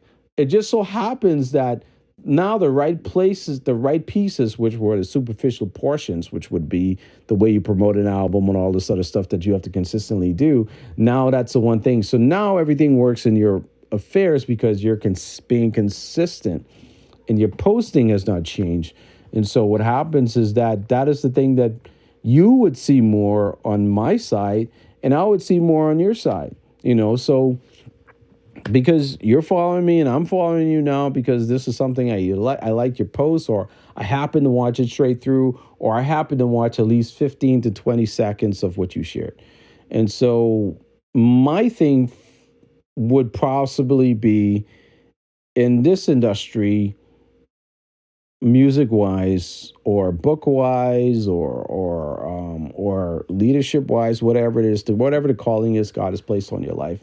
My thing is, whatever that thing is, you keep on making an excuse that, oh, I'm waiting on this, I'm waiting on this, I'm waiting on that, I'm waiting on this, I'm waiting. So you could be waiting till thy kingdom come. Moses was 40 years, man. 40 years. Moses was 40 years away from Egypt. And the purpose he had to fulfill, he still ended up fulfilling it in his 80s. Think about that. Just rationalize that with me. based upon the story about Moses and stuff like that. I mean, even though there's no the hard historical facts in existence, and even though people talk about, we found the sandals of Moses, and I'm like, really? No, you found the sandals of Moses? Okay, all right, we can just we can figure that one out. But anyways, the long story I'm trying to say here is that the the Bible's purpose of Moses, the story of Moses, and what it teaches is that God calls us and his purpose. And sometimes it takes him time, maybe I don't want to say it takes him long to remember, or the cries of his people, or whatever the case may be. Or sometimes because of the rejection of who he has chosen to deliver his people, he forgets that group, and he makes sure that the deliverer is protected, because the deliverer has to flee, whatever the case may be. It took 40 years. Listen now, 40 years. And the Lord God remember, and he heard their cries, and there was crying, and there was a weeping and gnashing and all this other stuff, and God remembered his his his his covenant that he had with Abraham and Isaac. It didn't say the covenant he had with Abraham and Ishmael. He said he is the covenant that he had with Abraham and Isaac. That's how that went right there. This is 40 years, man. After Moses already married, Moses already had a son, or whatever the case may be, Moses is living his life. Moses has completed a higher path in his life. And now he's settled. He's away from Egypt. He's away from all that stuff. Yet the cries comes back to God, and God remembers that purpose. And then Moses ends up, walking and journeying, and everyone else knows about the story where God tells him that, hey, the place where you're standing is this holy ground, and all this other stuff, and then goes and gives him a new covenant and command that you are the deliverer. Yes, you were the promised one to deliver your people. Now I need you to go back and fulfill that promise. But this is after Pharaoh, the Pharaoh that he would have been escaping from, is already died and gone. So he's going back to, now this is a new man that's in charge, or whatever the case may be, whatever. And he's going to say, hey, look, I need my people to be released. Now, there's some correlation of reports in Egyptian history that correlates to what happened in the times of Moses. And there's some sort of like correlation with that. But I believe that when you look at Moses and the whole Abraham and all that stuff, there are so many lessons and codes. Like that whole Moses story and that whole Moses journey is like a lesson about when God has called you to do something. It doesn't matter how long you run away from that call and purpose. See, when you're out of that lifestyle, you're not in your purpose or whatever. And Moses ran away from being slain. God eliminated that potential of him being slain for that crime.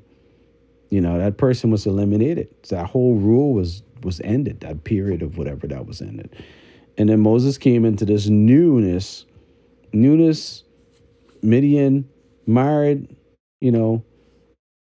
Sephora, and had a child, and Gresham, his firstborn, and God just kept on continually to increase his household. So show that Moses, despite his befallen state, and the fact that he had to either go from Egypt to Midian, which is the equivalent of 700 miles. And according to that time, I don't know how they determined that it was 300 miles that he would have traveled or whatever, unless it was some part of Midian or wherever this well is supposed to be located. But according to other history, it's close. It's basically approximately 700 miles from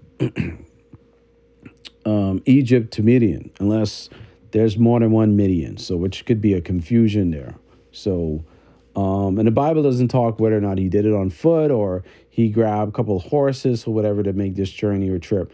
But the reality is that he was able to come to this well and get water and whatever the case may be. And he sat at this well. So now this is showing you that whatever path he would have taken, it just describes his journey, but he escapes. And however he escapes, he came upon this well, and then he went and sat at this well. So it means that there was some sort of way that he would have been able to escape from Egypt, escape Pharaoh's wrath, and then he came into whatever. And then, these daughters came to get their stuff filled. All this is talking about many lessons. That even in the midst of what he did, he saw his brethren being whatever happened to his brethren and whatever. He went to save one of his brethren. And then the next day he out there see his brethren bickering amongst themselves and trying to get them to stop bickering amongst themselves. And they said, what are you going to do? Who made you prince and commander over us? What, you going to kill us like you killed the Egyptian? And so him knowing that these fellas, them talking what they talking and mistreating him the way they mistreat him, he feared for his life, knowing that Pharaoh at this point would have known. He left and fled Egypt. And he was right to do it because Pharaoh was out there to kill him and slaughter him. He's right. He left. And so, and his time in Midian, he still defended, he still did what he had to do, defended these daughters. And after he defended these daughters, watering and stuff like that, helped them water the cattle and everything, and moved on. Then, he was married off, and welcome to man, some break bread with the man and everything. And man saw fit to marry his daughter off to Moses, and saw fit to, Moses to become a shepherd. Moses is so crazy how his story just pans out. Every time you check on the Moses story, it just pans out to the fact that even though this is purpose now, like people always talk about David being the murderer and all this other stuff, Moses was too. Moses was a murderer too. People always talk about David. David, oh, he murdered, blah, blah, blah, blah, blah, blah. Moses was too. Moses' hands, he committed a crime against humanity, against the Pharaoh, but he also did it for his people, in defense of his people, because he saw a crime being committed, and in his defense, he ended up killing a man to save his brethren. That's just how that went down. Now, the Bible didn't go in detail to say who the brethren was or whether or not it was a sibling or a third cousin or whatever the case may be or whatever. But at this point, Moses would have already known who he was. So, a lot of the movie stuff kind of gets a little colorful or whatever. But Moses would have known who he was at this point. It just gets a little iffy around that corner because it tries to make it seem as if Moses was unaware of who he was. Moses had to have been aware of who he was for a long period of time. At some point, he became very wise about who he was, and he wanted to go see about his culture and learn about his culture and see what they were dealing with and how they were being suffered and mistreated and stuff like that. And in his defense, he went to save one of his brethren, and that happened, and try to cover up the evidence or whatever. But I guess that brethren talk it, or whoever other brethren around talk it, and you know how our people go. They talk it, and they don't care. They have no value for you. You're defending them. You're saving them, and they have no value for the gift that they was given, and nor not even knowing that you're the deliverer for them. And because of that, he ended up fleeing, and it was 40 years, bro. Moses get married, lived his life. Bro, check this out. Wait, this is 40 years now. That's married, live your life, you ready, whatever. But you 80.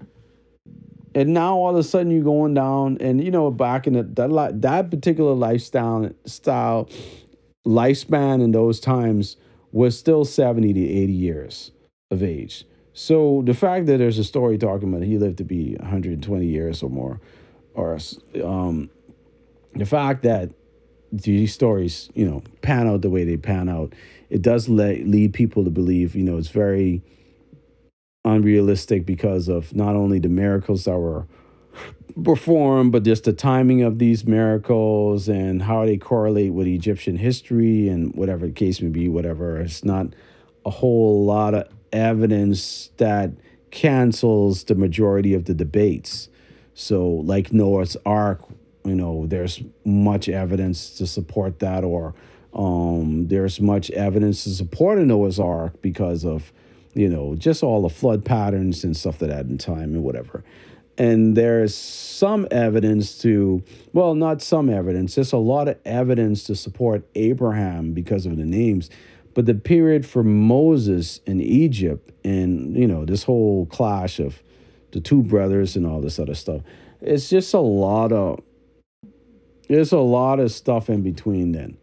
But, you know, when you dig deep into I always call it codes of learning history and understanding where we come from, and who God is, and when you've been chosen to fulfill a purpose.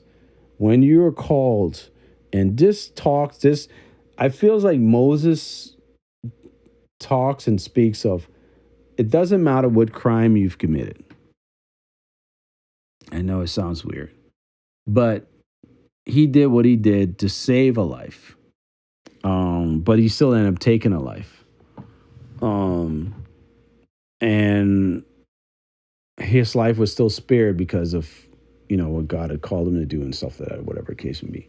But I feel as if, like, even though he was not fully aware of who God was according to, if he was young and living in Egypt, and that's just speculation, because the truth is, at one point he had to become very much so aware of who the God of Abraham was and all this other stuff. It's just that he was still cultured to being an Egyptian or prince or whatever, being a part of the royal family, whatever the case may be. But he was also very knowledgeable after a certain point in his life, when he was in his age 40s, or at 40, he was very much aware of who he was. He really was. And so for fear of his life, he left, you know, and he fled. And then after Pharaoh would have died, you know, many years later, he was already dead, you know. So the fact is that in that period of time, that Pharaoh would have died, you know, and that Pharaoh would have also had a son. So there is a possibility that that son, or whoever that new Pharaoh was, would have known who Moses was or whatever. And possibly that's why his heart was so hardened towards Moses and letting the Hebrew people go and stuff like that. But at the same time, that's speculation as well. But the evidence that we have here is that when you look at Moses' journey, 40 years later, bro, Bro, 40 years later, God still called him.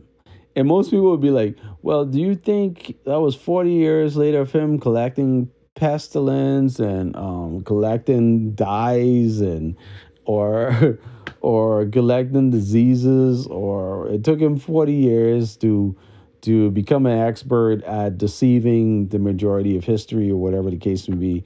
I'm like, bro, like the thing about the Bible does one thing I learned about the Bible is that the stories in the Bible, whether we look at those as reality stories that are fully taking place in today or not, or yesterday, or in historical junctures, the truth is they're still filled with messages, codes, and directions for societal living, and how we make choices in society, and how we look at the purpose that God has given us. And so when God is asking you to fulfill the thing, sometimes destiny has a different path, and destiny takes you on this roller coaster because some people just, you know, do whatever they must in order to survive. And God just had it so that Moses' mother knew exactly what to do. And so she had to been guided, and that still was favor because he was chosen and he was from that season. He was the firstborn and he survived. The only one. I mean, maybe male child, how they worked back in the day.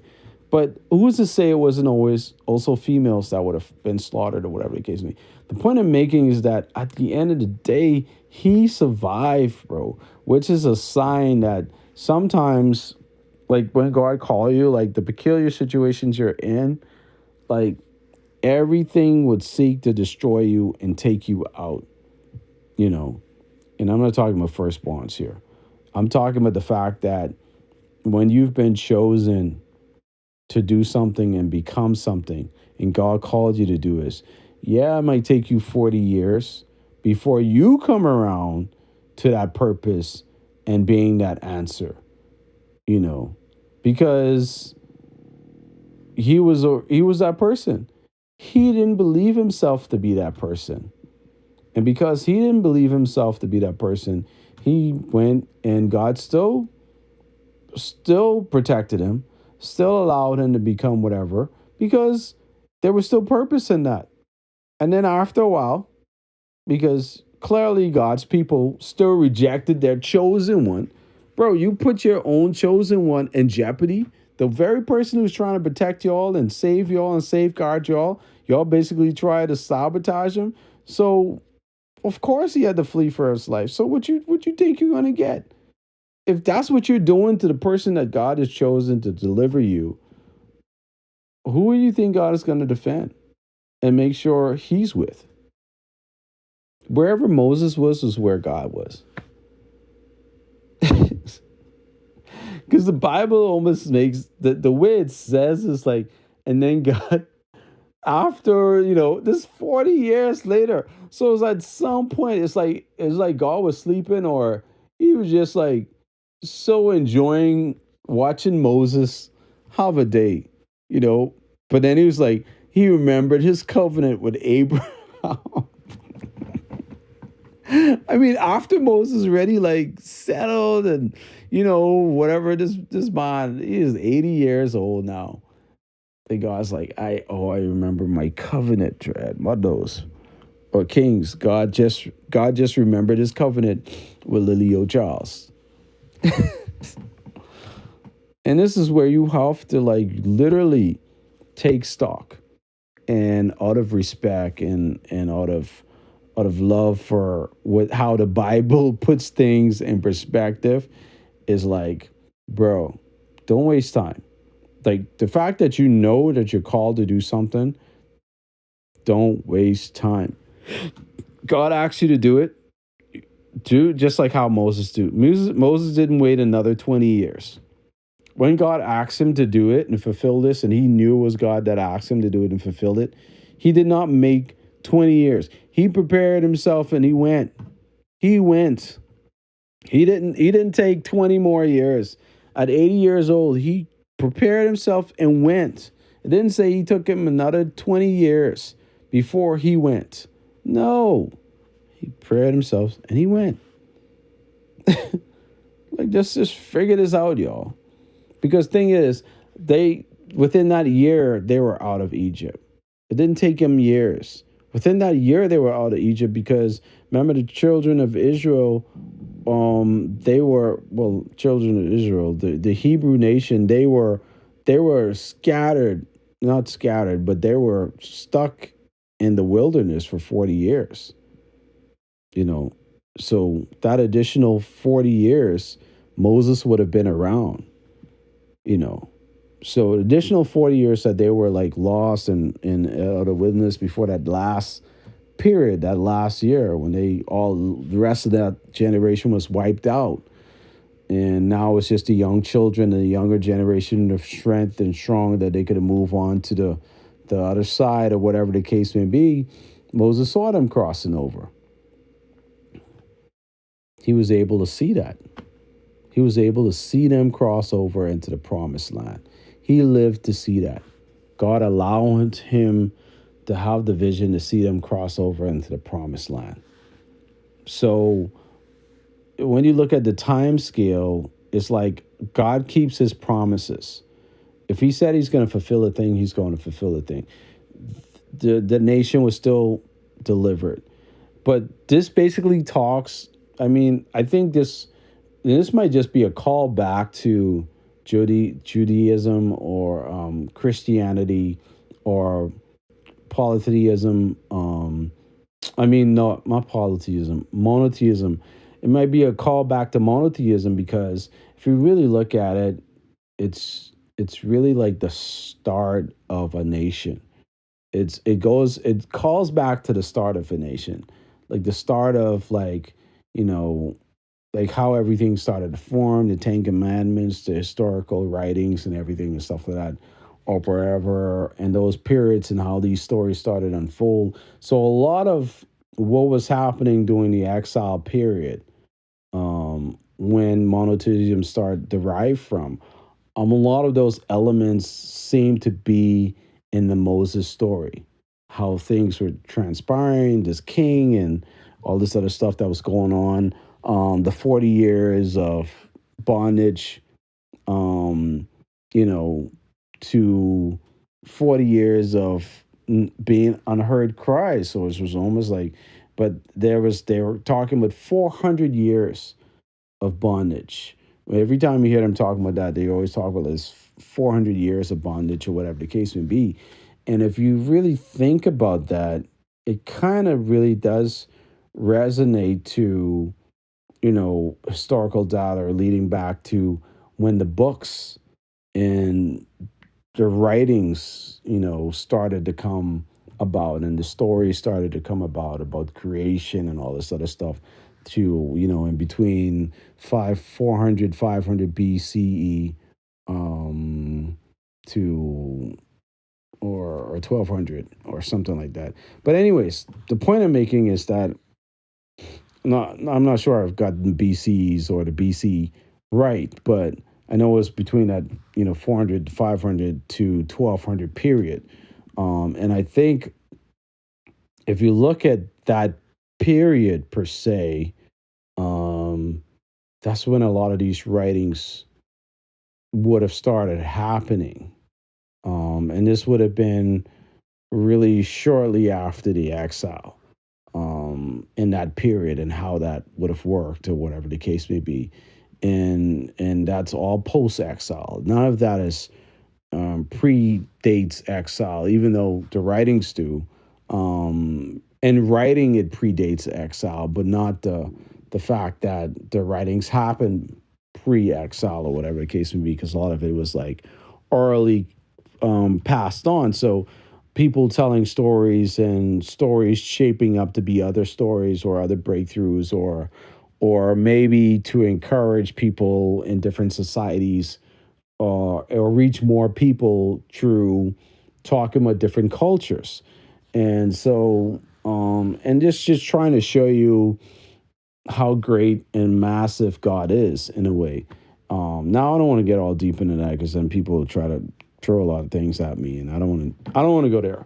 But I just want to just show that structurally and biblically, when you study the Bible and you do it the right way, and really understanding what the Word of God is saying, and trying to fundamentally get the basics first before you go on to the big, the big meat. Get the basics first. Get the foundation first. Once you've gotten the foundation of the Word, then you will realize that there's so many different scriptures that correlate to that same destination, and not only destination, but they also kind of relate to in terms of a society, in terms of a law, in terms of reasoning, in terms of logic, also in terms of morality, as well as a proverb, wisdom, and guidance.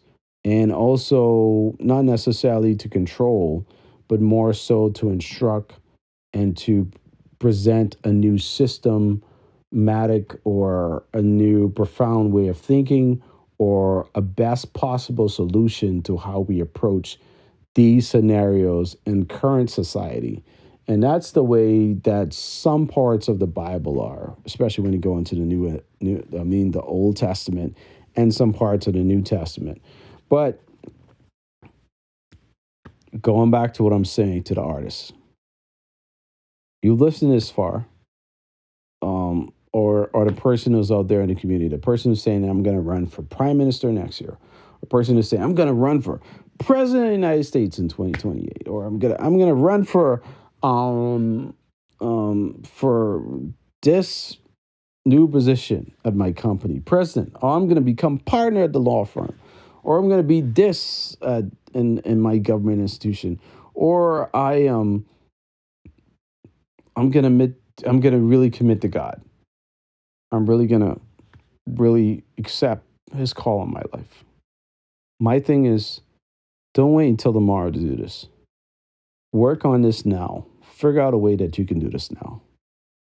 And as I work on myself, as I try to get these things accomplished, not just for me and the artists that and the church and all the other things that God has put in my hand, as I work on all these things and I try to get these things going and maintaining whatever record of good stewardship I can possibly maintain, and addressing those areas in my life where I've not been a good steward of, or all this busyness and commitments to ministry, which had, I mean, if you had to look at the dollar value, what you do for God,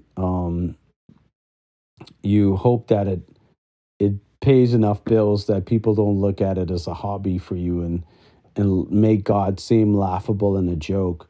But what I will honestly say is that what you do for God is not, it's not going to be easy. Sometimes is you're risking everything. And for me, I think the biggest risk for me has always been I've not been able to build a family with this, the way that the world has told people this is how you build a family. It's just because that this part of my journey now, far as um, serving God in this way, has not paid the bills. Has not paid the bills, or has not completely manif. mm, um, what's the best way I can describe this? Magically, it's not been the utopia that a lot of people think it is for me. Do people see what's happening on Facebook or whatever the case may be and stuff like that? And they hear me and they see me writing about this, and I'm talking about this in my podcast.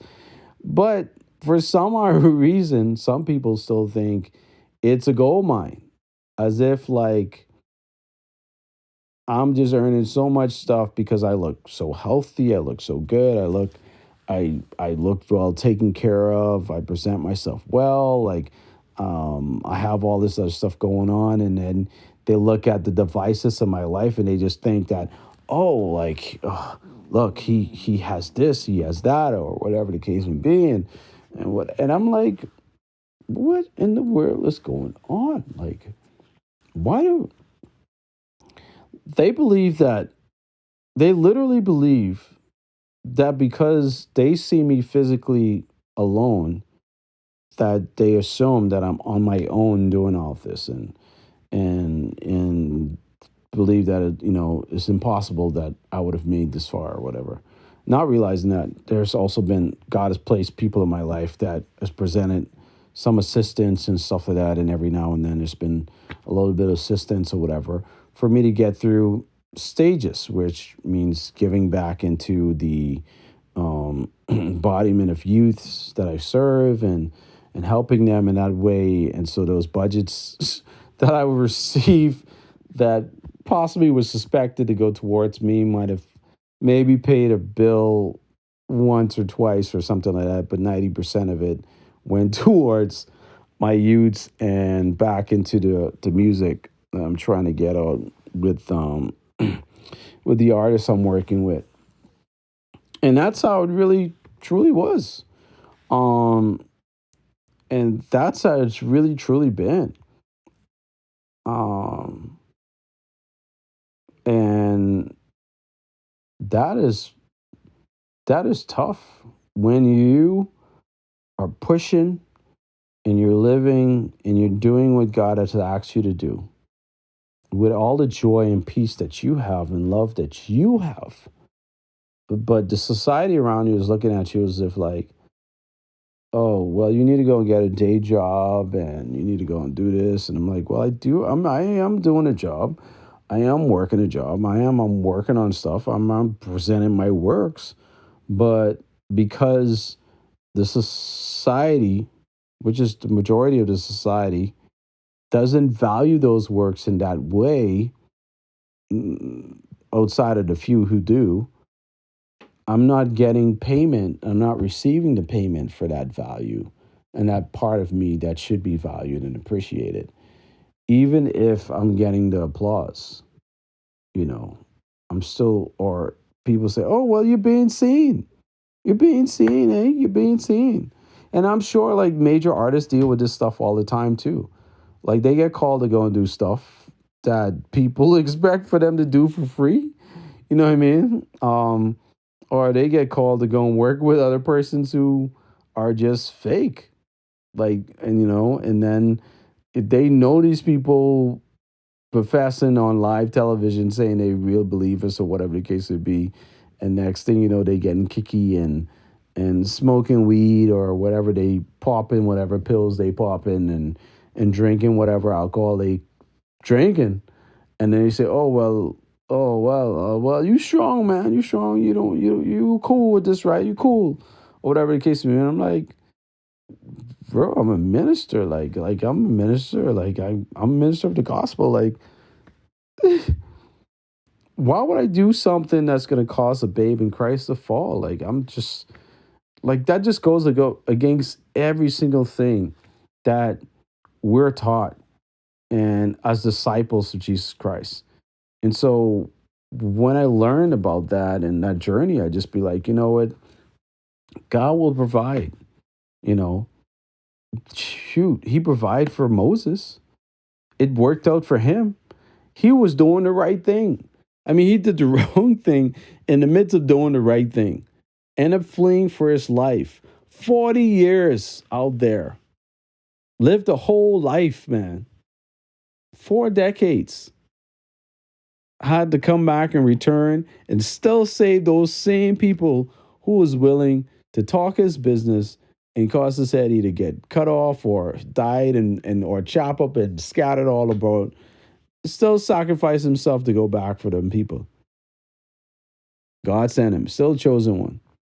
After all of that, spent 40 years in the wilderness with all those people who didn't care about his value or what that meant or the value of their freedom or what that meant. In 40 years, Watched all those people who he spent, who were they were delivered, died out.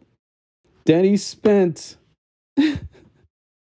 moments watching the promise being fulfilled, the final part of the promise being fulfilled.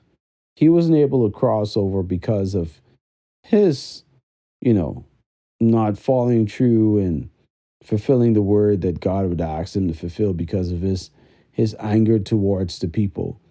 The Bible always talks about be angry but sin not. Like, yeah, you could be angry or whatever the case may be, but if he did not hit that stone out of anger and he just spoke to it as God told him to speak to it, I felt like he would have been able not only to cross over, but we would have saw another story to that. But the lesson in that was the fact that it goes back to the being angry, which the Psalms talks to, but sinning not. There's so many Psalms out there that speak to the situations that Moses dealt with, that are described with the Moses story. Um, and that's why it's a great theatrical. I mean, it's a huge major theatrical every time.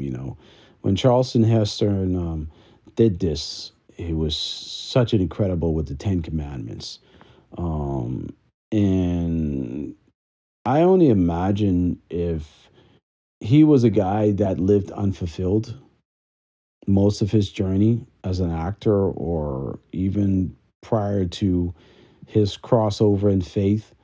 I would beg to say that after doing that movie or whatever, or Ben Hur, I would beg to say that that movie would have literally not only changed his life, but just give him a new perspective on the pathway, like what that looks like, and living in that pathway, and why the next step and fulfilling the next step, how it impacts another life. Because he was in Moses, I watched Ben Hur. I would have never watched Ben Hur if he wasn't in Moses. You know, he became one of my favorite actors because the character and just the way he carried himself in that film. It was with such, oh man, such respect, such honor, honorable. Like, even in the romantic scenes, you could see that he was still a very charactered, well performed gentleman in that role. Like, he never was like this so fleshly kind of guy or whatever the case may be. Even in those roles, you could tell that he was focused, he was determined. And I guess, as much acting is different than and how it's morphed up now. It's just that level of acting still appeals to me more because I feel as if like the there's so much more theater in it. It just feels like you're right in the room with them, and they're literally, this is happening right now with you in that room. And the way it's flowing, it's just so seamless. Like Ben Hur, when you watch Ben Hur with him in it, it's like your mind is blown, like literally every time, you know, and it's just it's like different penalties. Like there's penalties for the decisions that we make in life, but then there's also grace. And so my encouragement to you, thank you for listening to the end of this, by the way, is that it's not going to be easy to get through the journey that you're in. And for my artists, I don't have a fixed time to know when records will be released. But one thing I know when it comes to singing, your voice will not always be the same. It'll develop, it will change, it might morph, it might grow, it might get different. Breathing techniques might change. Stuff happens over time. And then sometimes we hold back, and then sometimes we don't want to show the ability that we have or the sound that we have. And for me, my thing is that sometimes All God wants is your yes. And once you say yes, He'll provide everything else that goes along with it.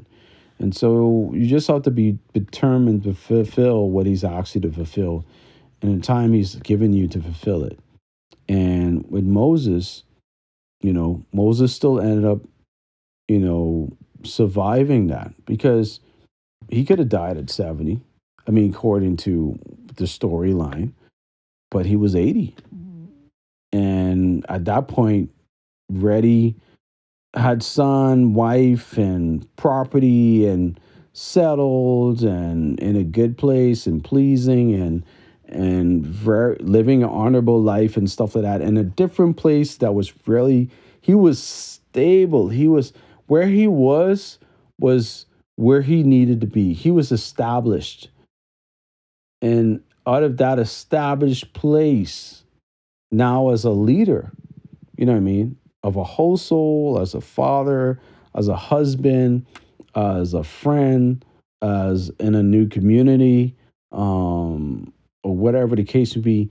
Now, God called him and commissioned him.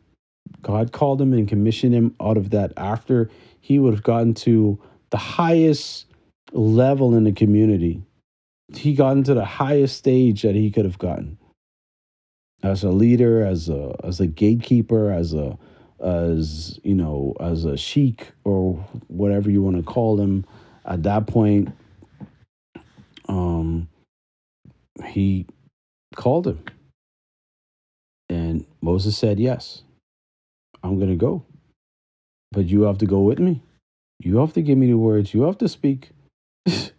you have to tell me. You have to give me the words. You have to speak. You have to tell me what to do." So if you're that person and you don't know what to say, you don't know what to do, ask God to give you the words, give you what to say, show you what to do. If you're the person that needs a helping hand like Moses had Aaron, ask God to present you with a partner to be there with you. If you have questions, like I have questions on where's my partner coming from or how long it's going to be or whatever the case may be, ask God to remove the blindness from your eyes to see the partners that He's already placed in your life and the current ones that are there now to help you to achieve the certain very specified goals so that you can move onward and not be looking back towards something. And if you're that person that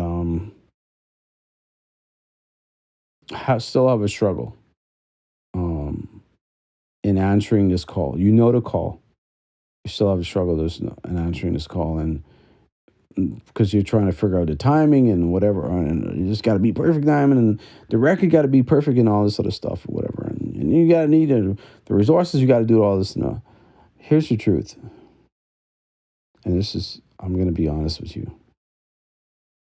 You can release a live record that has no studio editing, that has no nothing, no studio editing or anything, just raw video or raw audio that you release on your side because it's just your authentic self that you release so the world could just get the sound, you get the sound out. That could turn into not just a viral moment, but it could turn into a life-saving moment for that person that was going to commit suicide, that thought their story was going to be unheard, and then you come out on the radio. You save them from anguish. You save them from feeling unseen and unheard, and cause them to turn around and started writing you letters in the mail and saying, "Thank you so much for sharing this song. This song saved my life. This song changed me. This song did it for me." I only could imagine that did that for many people. I remember when I first heard that, I heard that at Liberty University. And that was shortly after it was written. That literally changed my life. So We don't know what God can do with a record.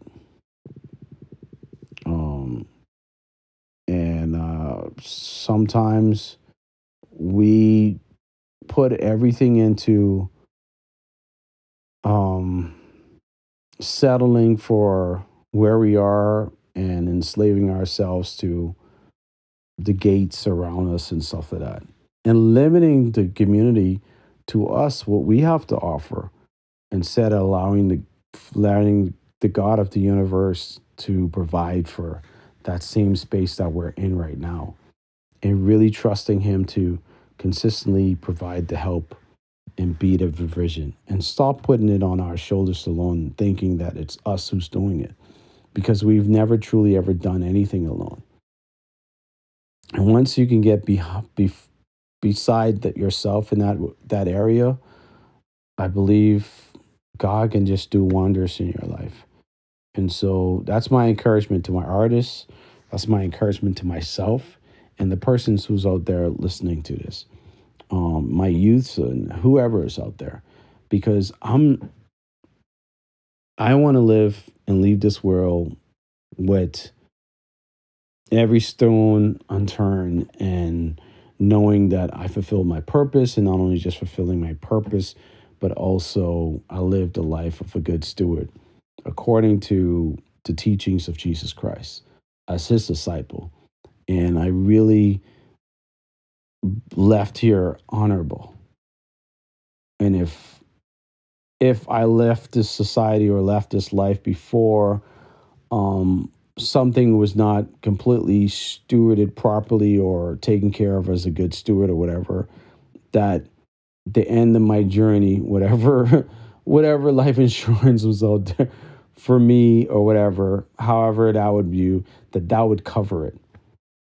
That there would be nothing that leaves unsettled. That it would all be completely settled and done. And no other generation belonging to me would suffer from my past mistakes, or be chained by them, or to have chains on them because of my past mistakes or past dealings.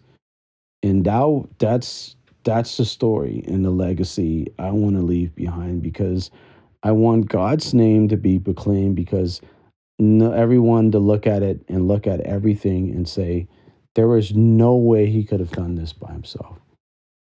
No way. And the only report that they would leave it knowing is that God did it. God did it. He performed it, and He is my everything. And that is it. He's the everything for my family, for whoever is going to come into my life that I will love that, and carry and take care of. Um, that He's my all in all, and I will trust the purpose of what I've been designed to do, and I will know that with every strength that I have left, that I need to pursue this. And even if time has changed so much that my generation of artists and generation of production and music has completely died out or whatever, or have you not, um, that I'm gonna see God's face and do this with all my heart and all my soul. And that is the truth. That is the number one truth that I want to leave with you, that I want to leave with my friends, that I want to leave with my family, um, and I will leave with any seed that comes from out of me later on in life. Um, all of our destinies are different, but I know that when God has purposed us to do something and accomplish something, it's selfish of us to wait. And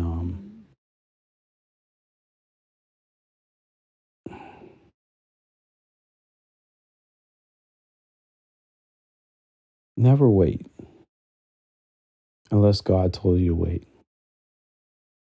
And if you leave it and walk away from it, and it's something that God called you to do and called you to be the deliverer of, and for that generation and people, He'll bring it back to you. Um, but you still have to live your life according to His purpose and righteousness and come into that right standings.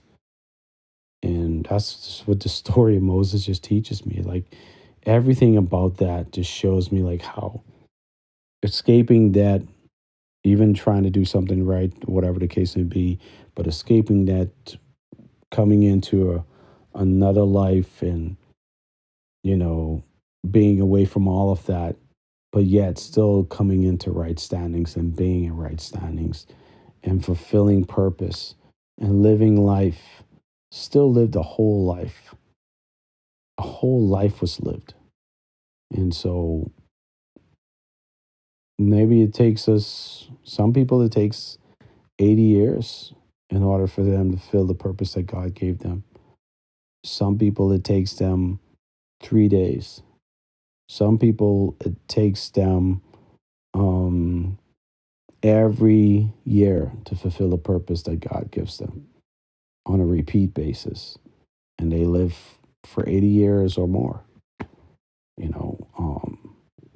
So I don't know how God is going to do it in your life, but I'm going to say this to you and I'm just going to pray this prayer. And say, God, just whatever you're going to do it, Lord God, and let your will be done with protection, with provision, with everything that you've given for this mission. And let this be unto your name to bring you glory, to lift you up high, and to deliver lives from captivity and deliver minds from enslavement and to deliver societies from oppression and to deliver souls from condemnation.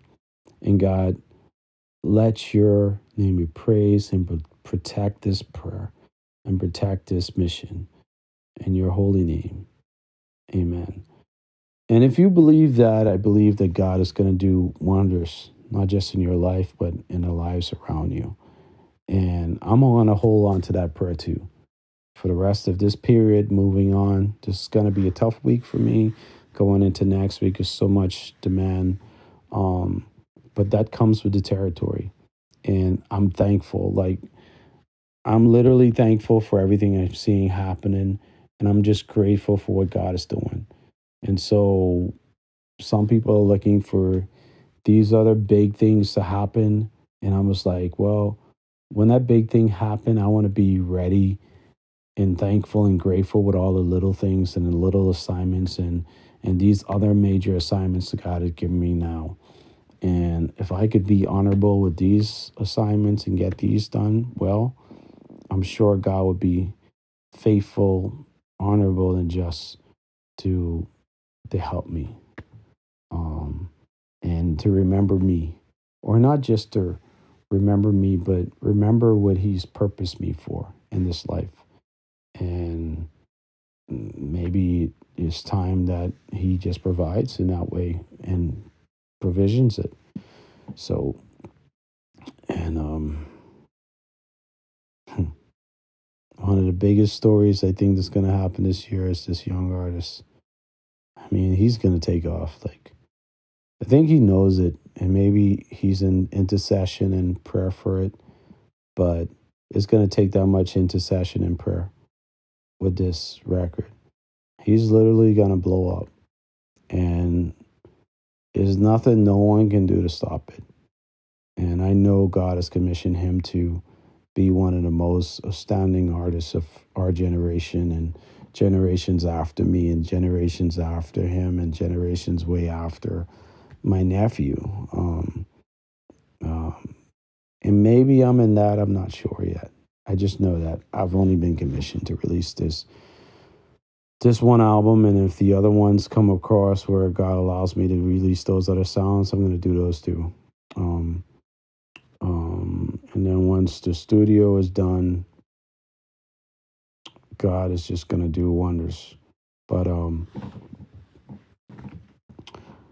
God is awesome. We just got to trust him. He's awesome, God. We just got to continue to trust him and let him be. Let him do it. Let him do it. Let him do it through us, and we got to be positioned and well positioned and well focused. Because it's gonna happen. We just gotta be focused, but it's going to happen. Until then, you guys, thank you so much for coming on to Love and Worship. And this has been my show. A lot longer, or just as close as long as the other episode, but um, this is it. This is how it rolls. So we hope that you've enjoyed it. Hope that you check out the books that I have. I slipped and talked about this 12 book, but not supposed to talk about that. But I pray that the new material, so whatever is going to happen, God willing, however the season's going to go, it's going to go well. Please keep my church family in prayers. Keep the artists that I'm working with in prayers, and keep me in your prayers. This mission is not an easy mission, especially in these times when you're independent, and maybe I think the biggest protection is when you're unknown. When you're unknown and not millions of people around the world know who you are and stuff like that, it leaves you very protected, because at that state you're not as vulnerable because of being seen, and which means that you're not as targeted. And because it's like I said, it's a major warfare once you become visually seen and targeted. So just keep all of this covered. And I thank you guys who've been supporting it. Thank you all the new subscribers who've subscribed to the channel. Music is coming. It's just one thing you don't have to worry about is the music coming. That's definitely something that's coming, because that's my love and my passion, as well as writing. So the music is coming. So I hope to see more of you join in, and I hope that possibly before my birthday on May 25th, that maybe it'll be 400 subscribers or more. I don't know. I don't know. I don't know if we'll grow that fast, but wishful thinking, wishful thinking. But just pray that I'll get to see a lot of new faces and not a good, genuine supporters and stuff like that, and people who mean well. And it don't become like this whole woke stuff and whatever, but that you all who come here for truth and come here for not just a reality check, but just to journey with me, and see how the journey pans out. And if it's not a journey that you like, then you can go elsewhere. But if you're sticking around with this journey, I appreciate you, and I thank you so much for your support, because it means the world. Because every support matters at this stage, and I appreciate your support. Until then, you guys be blessed. Hope you enjoyed your holiday. And if you're listening to this on Tuesday, welcome to Tuesday. Wednesday, whichever day of the week it is you're going to listen to this, I pray that you have a good week. And I pray that you are encouraged to fulfill the purpose that God has placed on your life.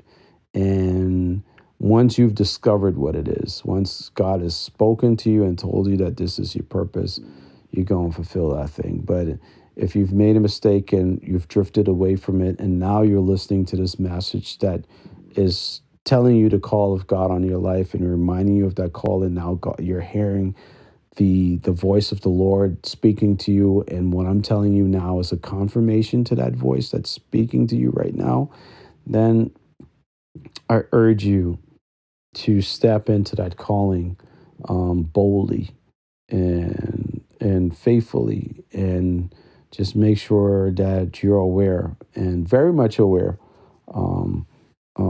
when you're warring, that you need all of the tools and everything, because we're in this journey. It's literally a war. a war for humanity, survival, and well as a war for truth and a war for um, just the reality, true reality over the superficial reality that most of us see every single day, and that we become because we've learned it. It's such a learned reality, and a lot of people try to say things, but a lot of us have been living in a fake reality most of our lives until we fully wake up. Um, and when you fully wake up and realize what's been happening, you realize that the same systems that were able to structure biblical history are the same systems being used to tarnish biblical history and destroy the world and destroy humanity and also control humanity. So so yeah, it's a lot. But I just want to say be blessed, grace, peace, and love. This has been Love and Worship, and I'm your host, Kingsley Case. We'll meet up next time, next week, next place, right here. You guys take care. Oh, oh,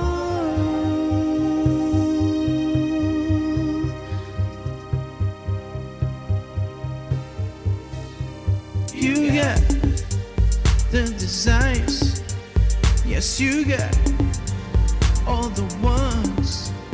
But what you do when they're gone?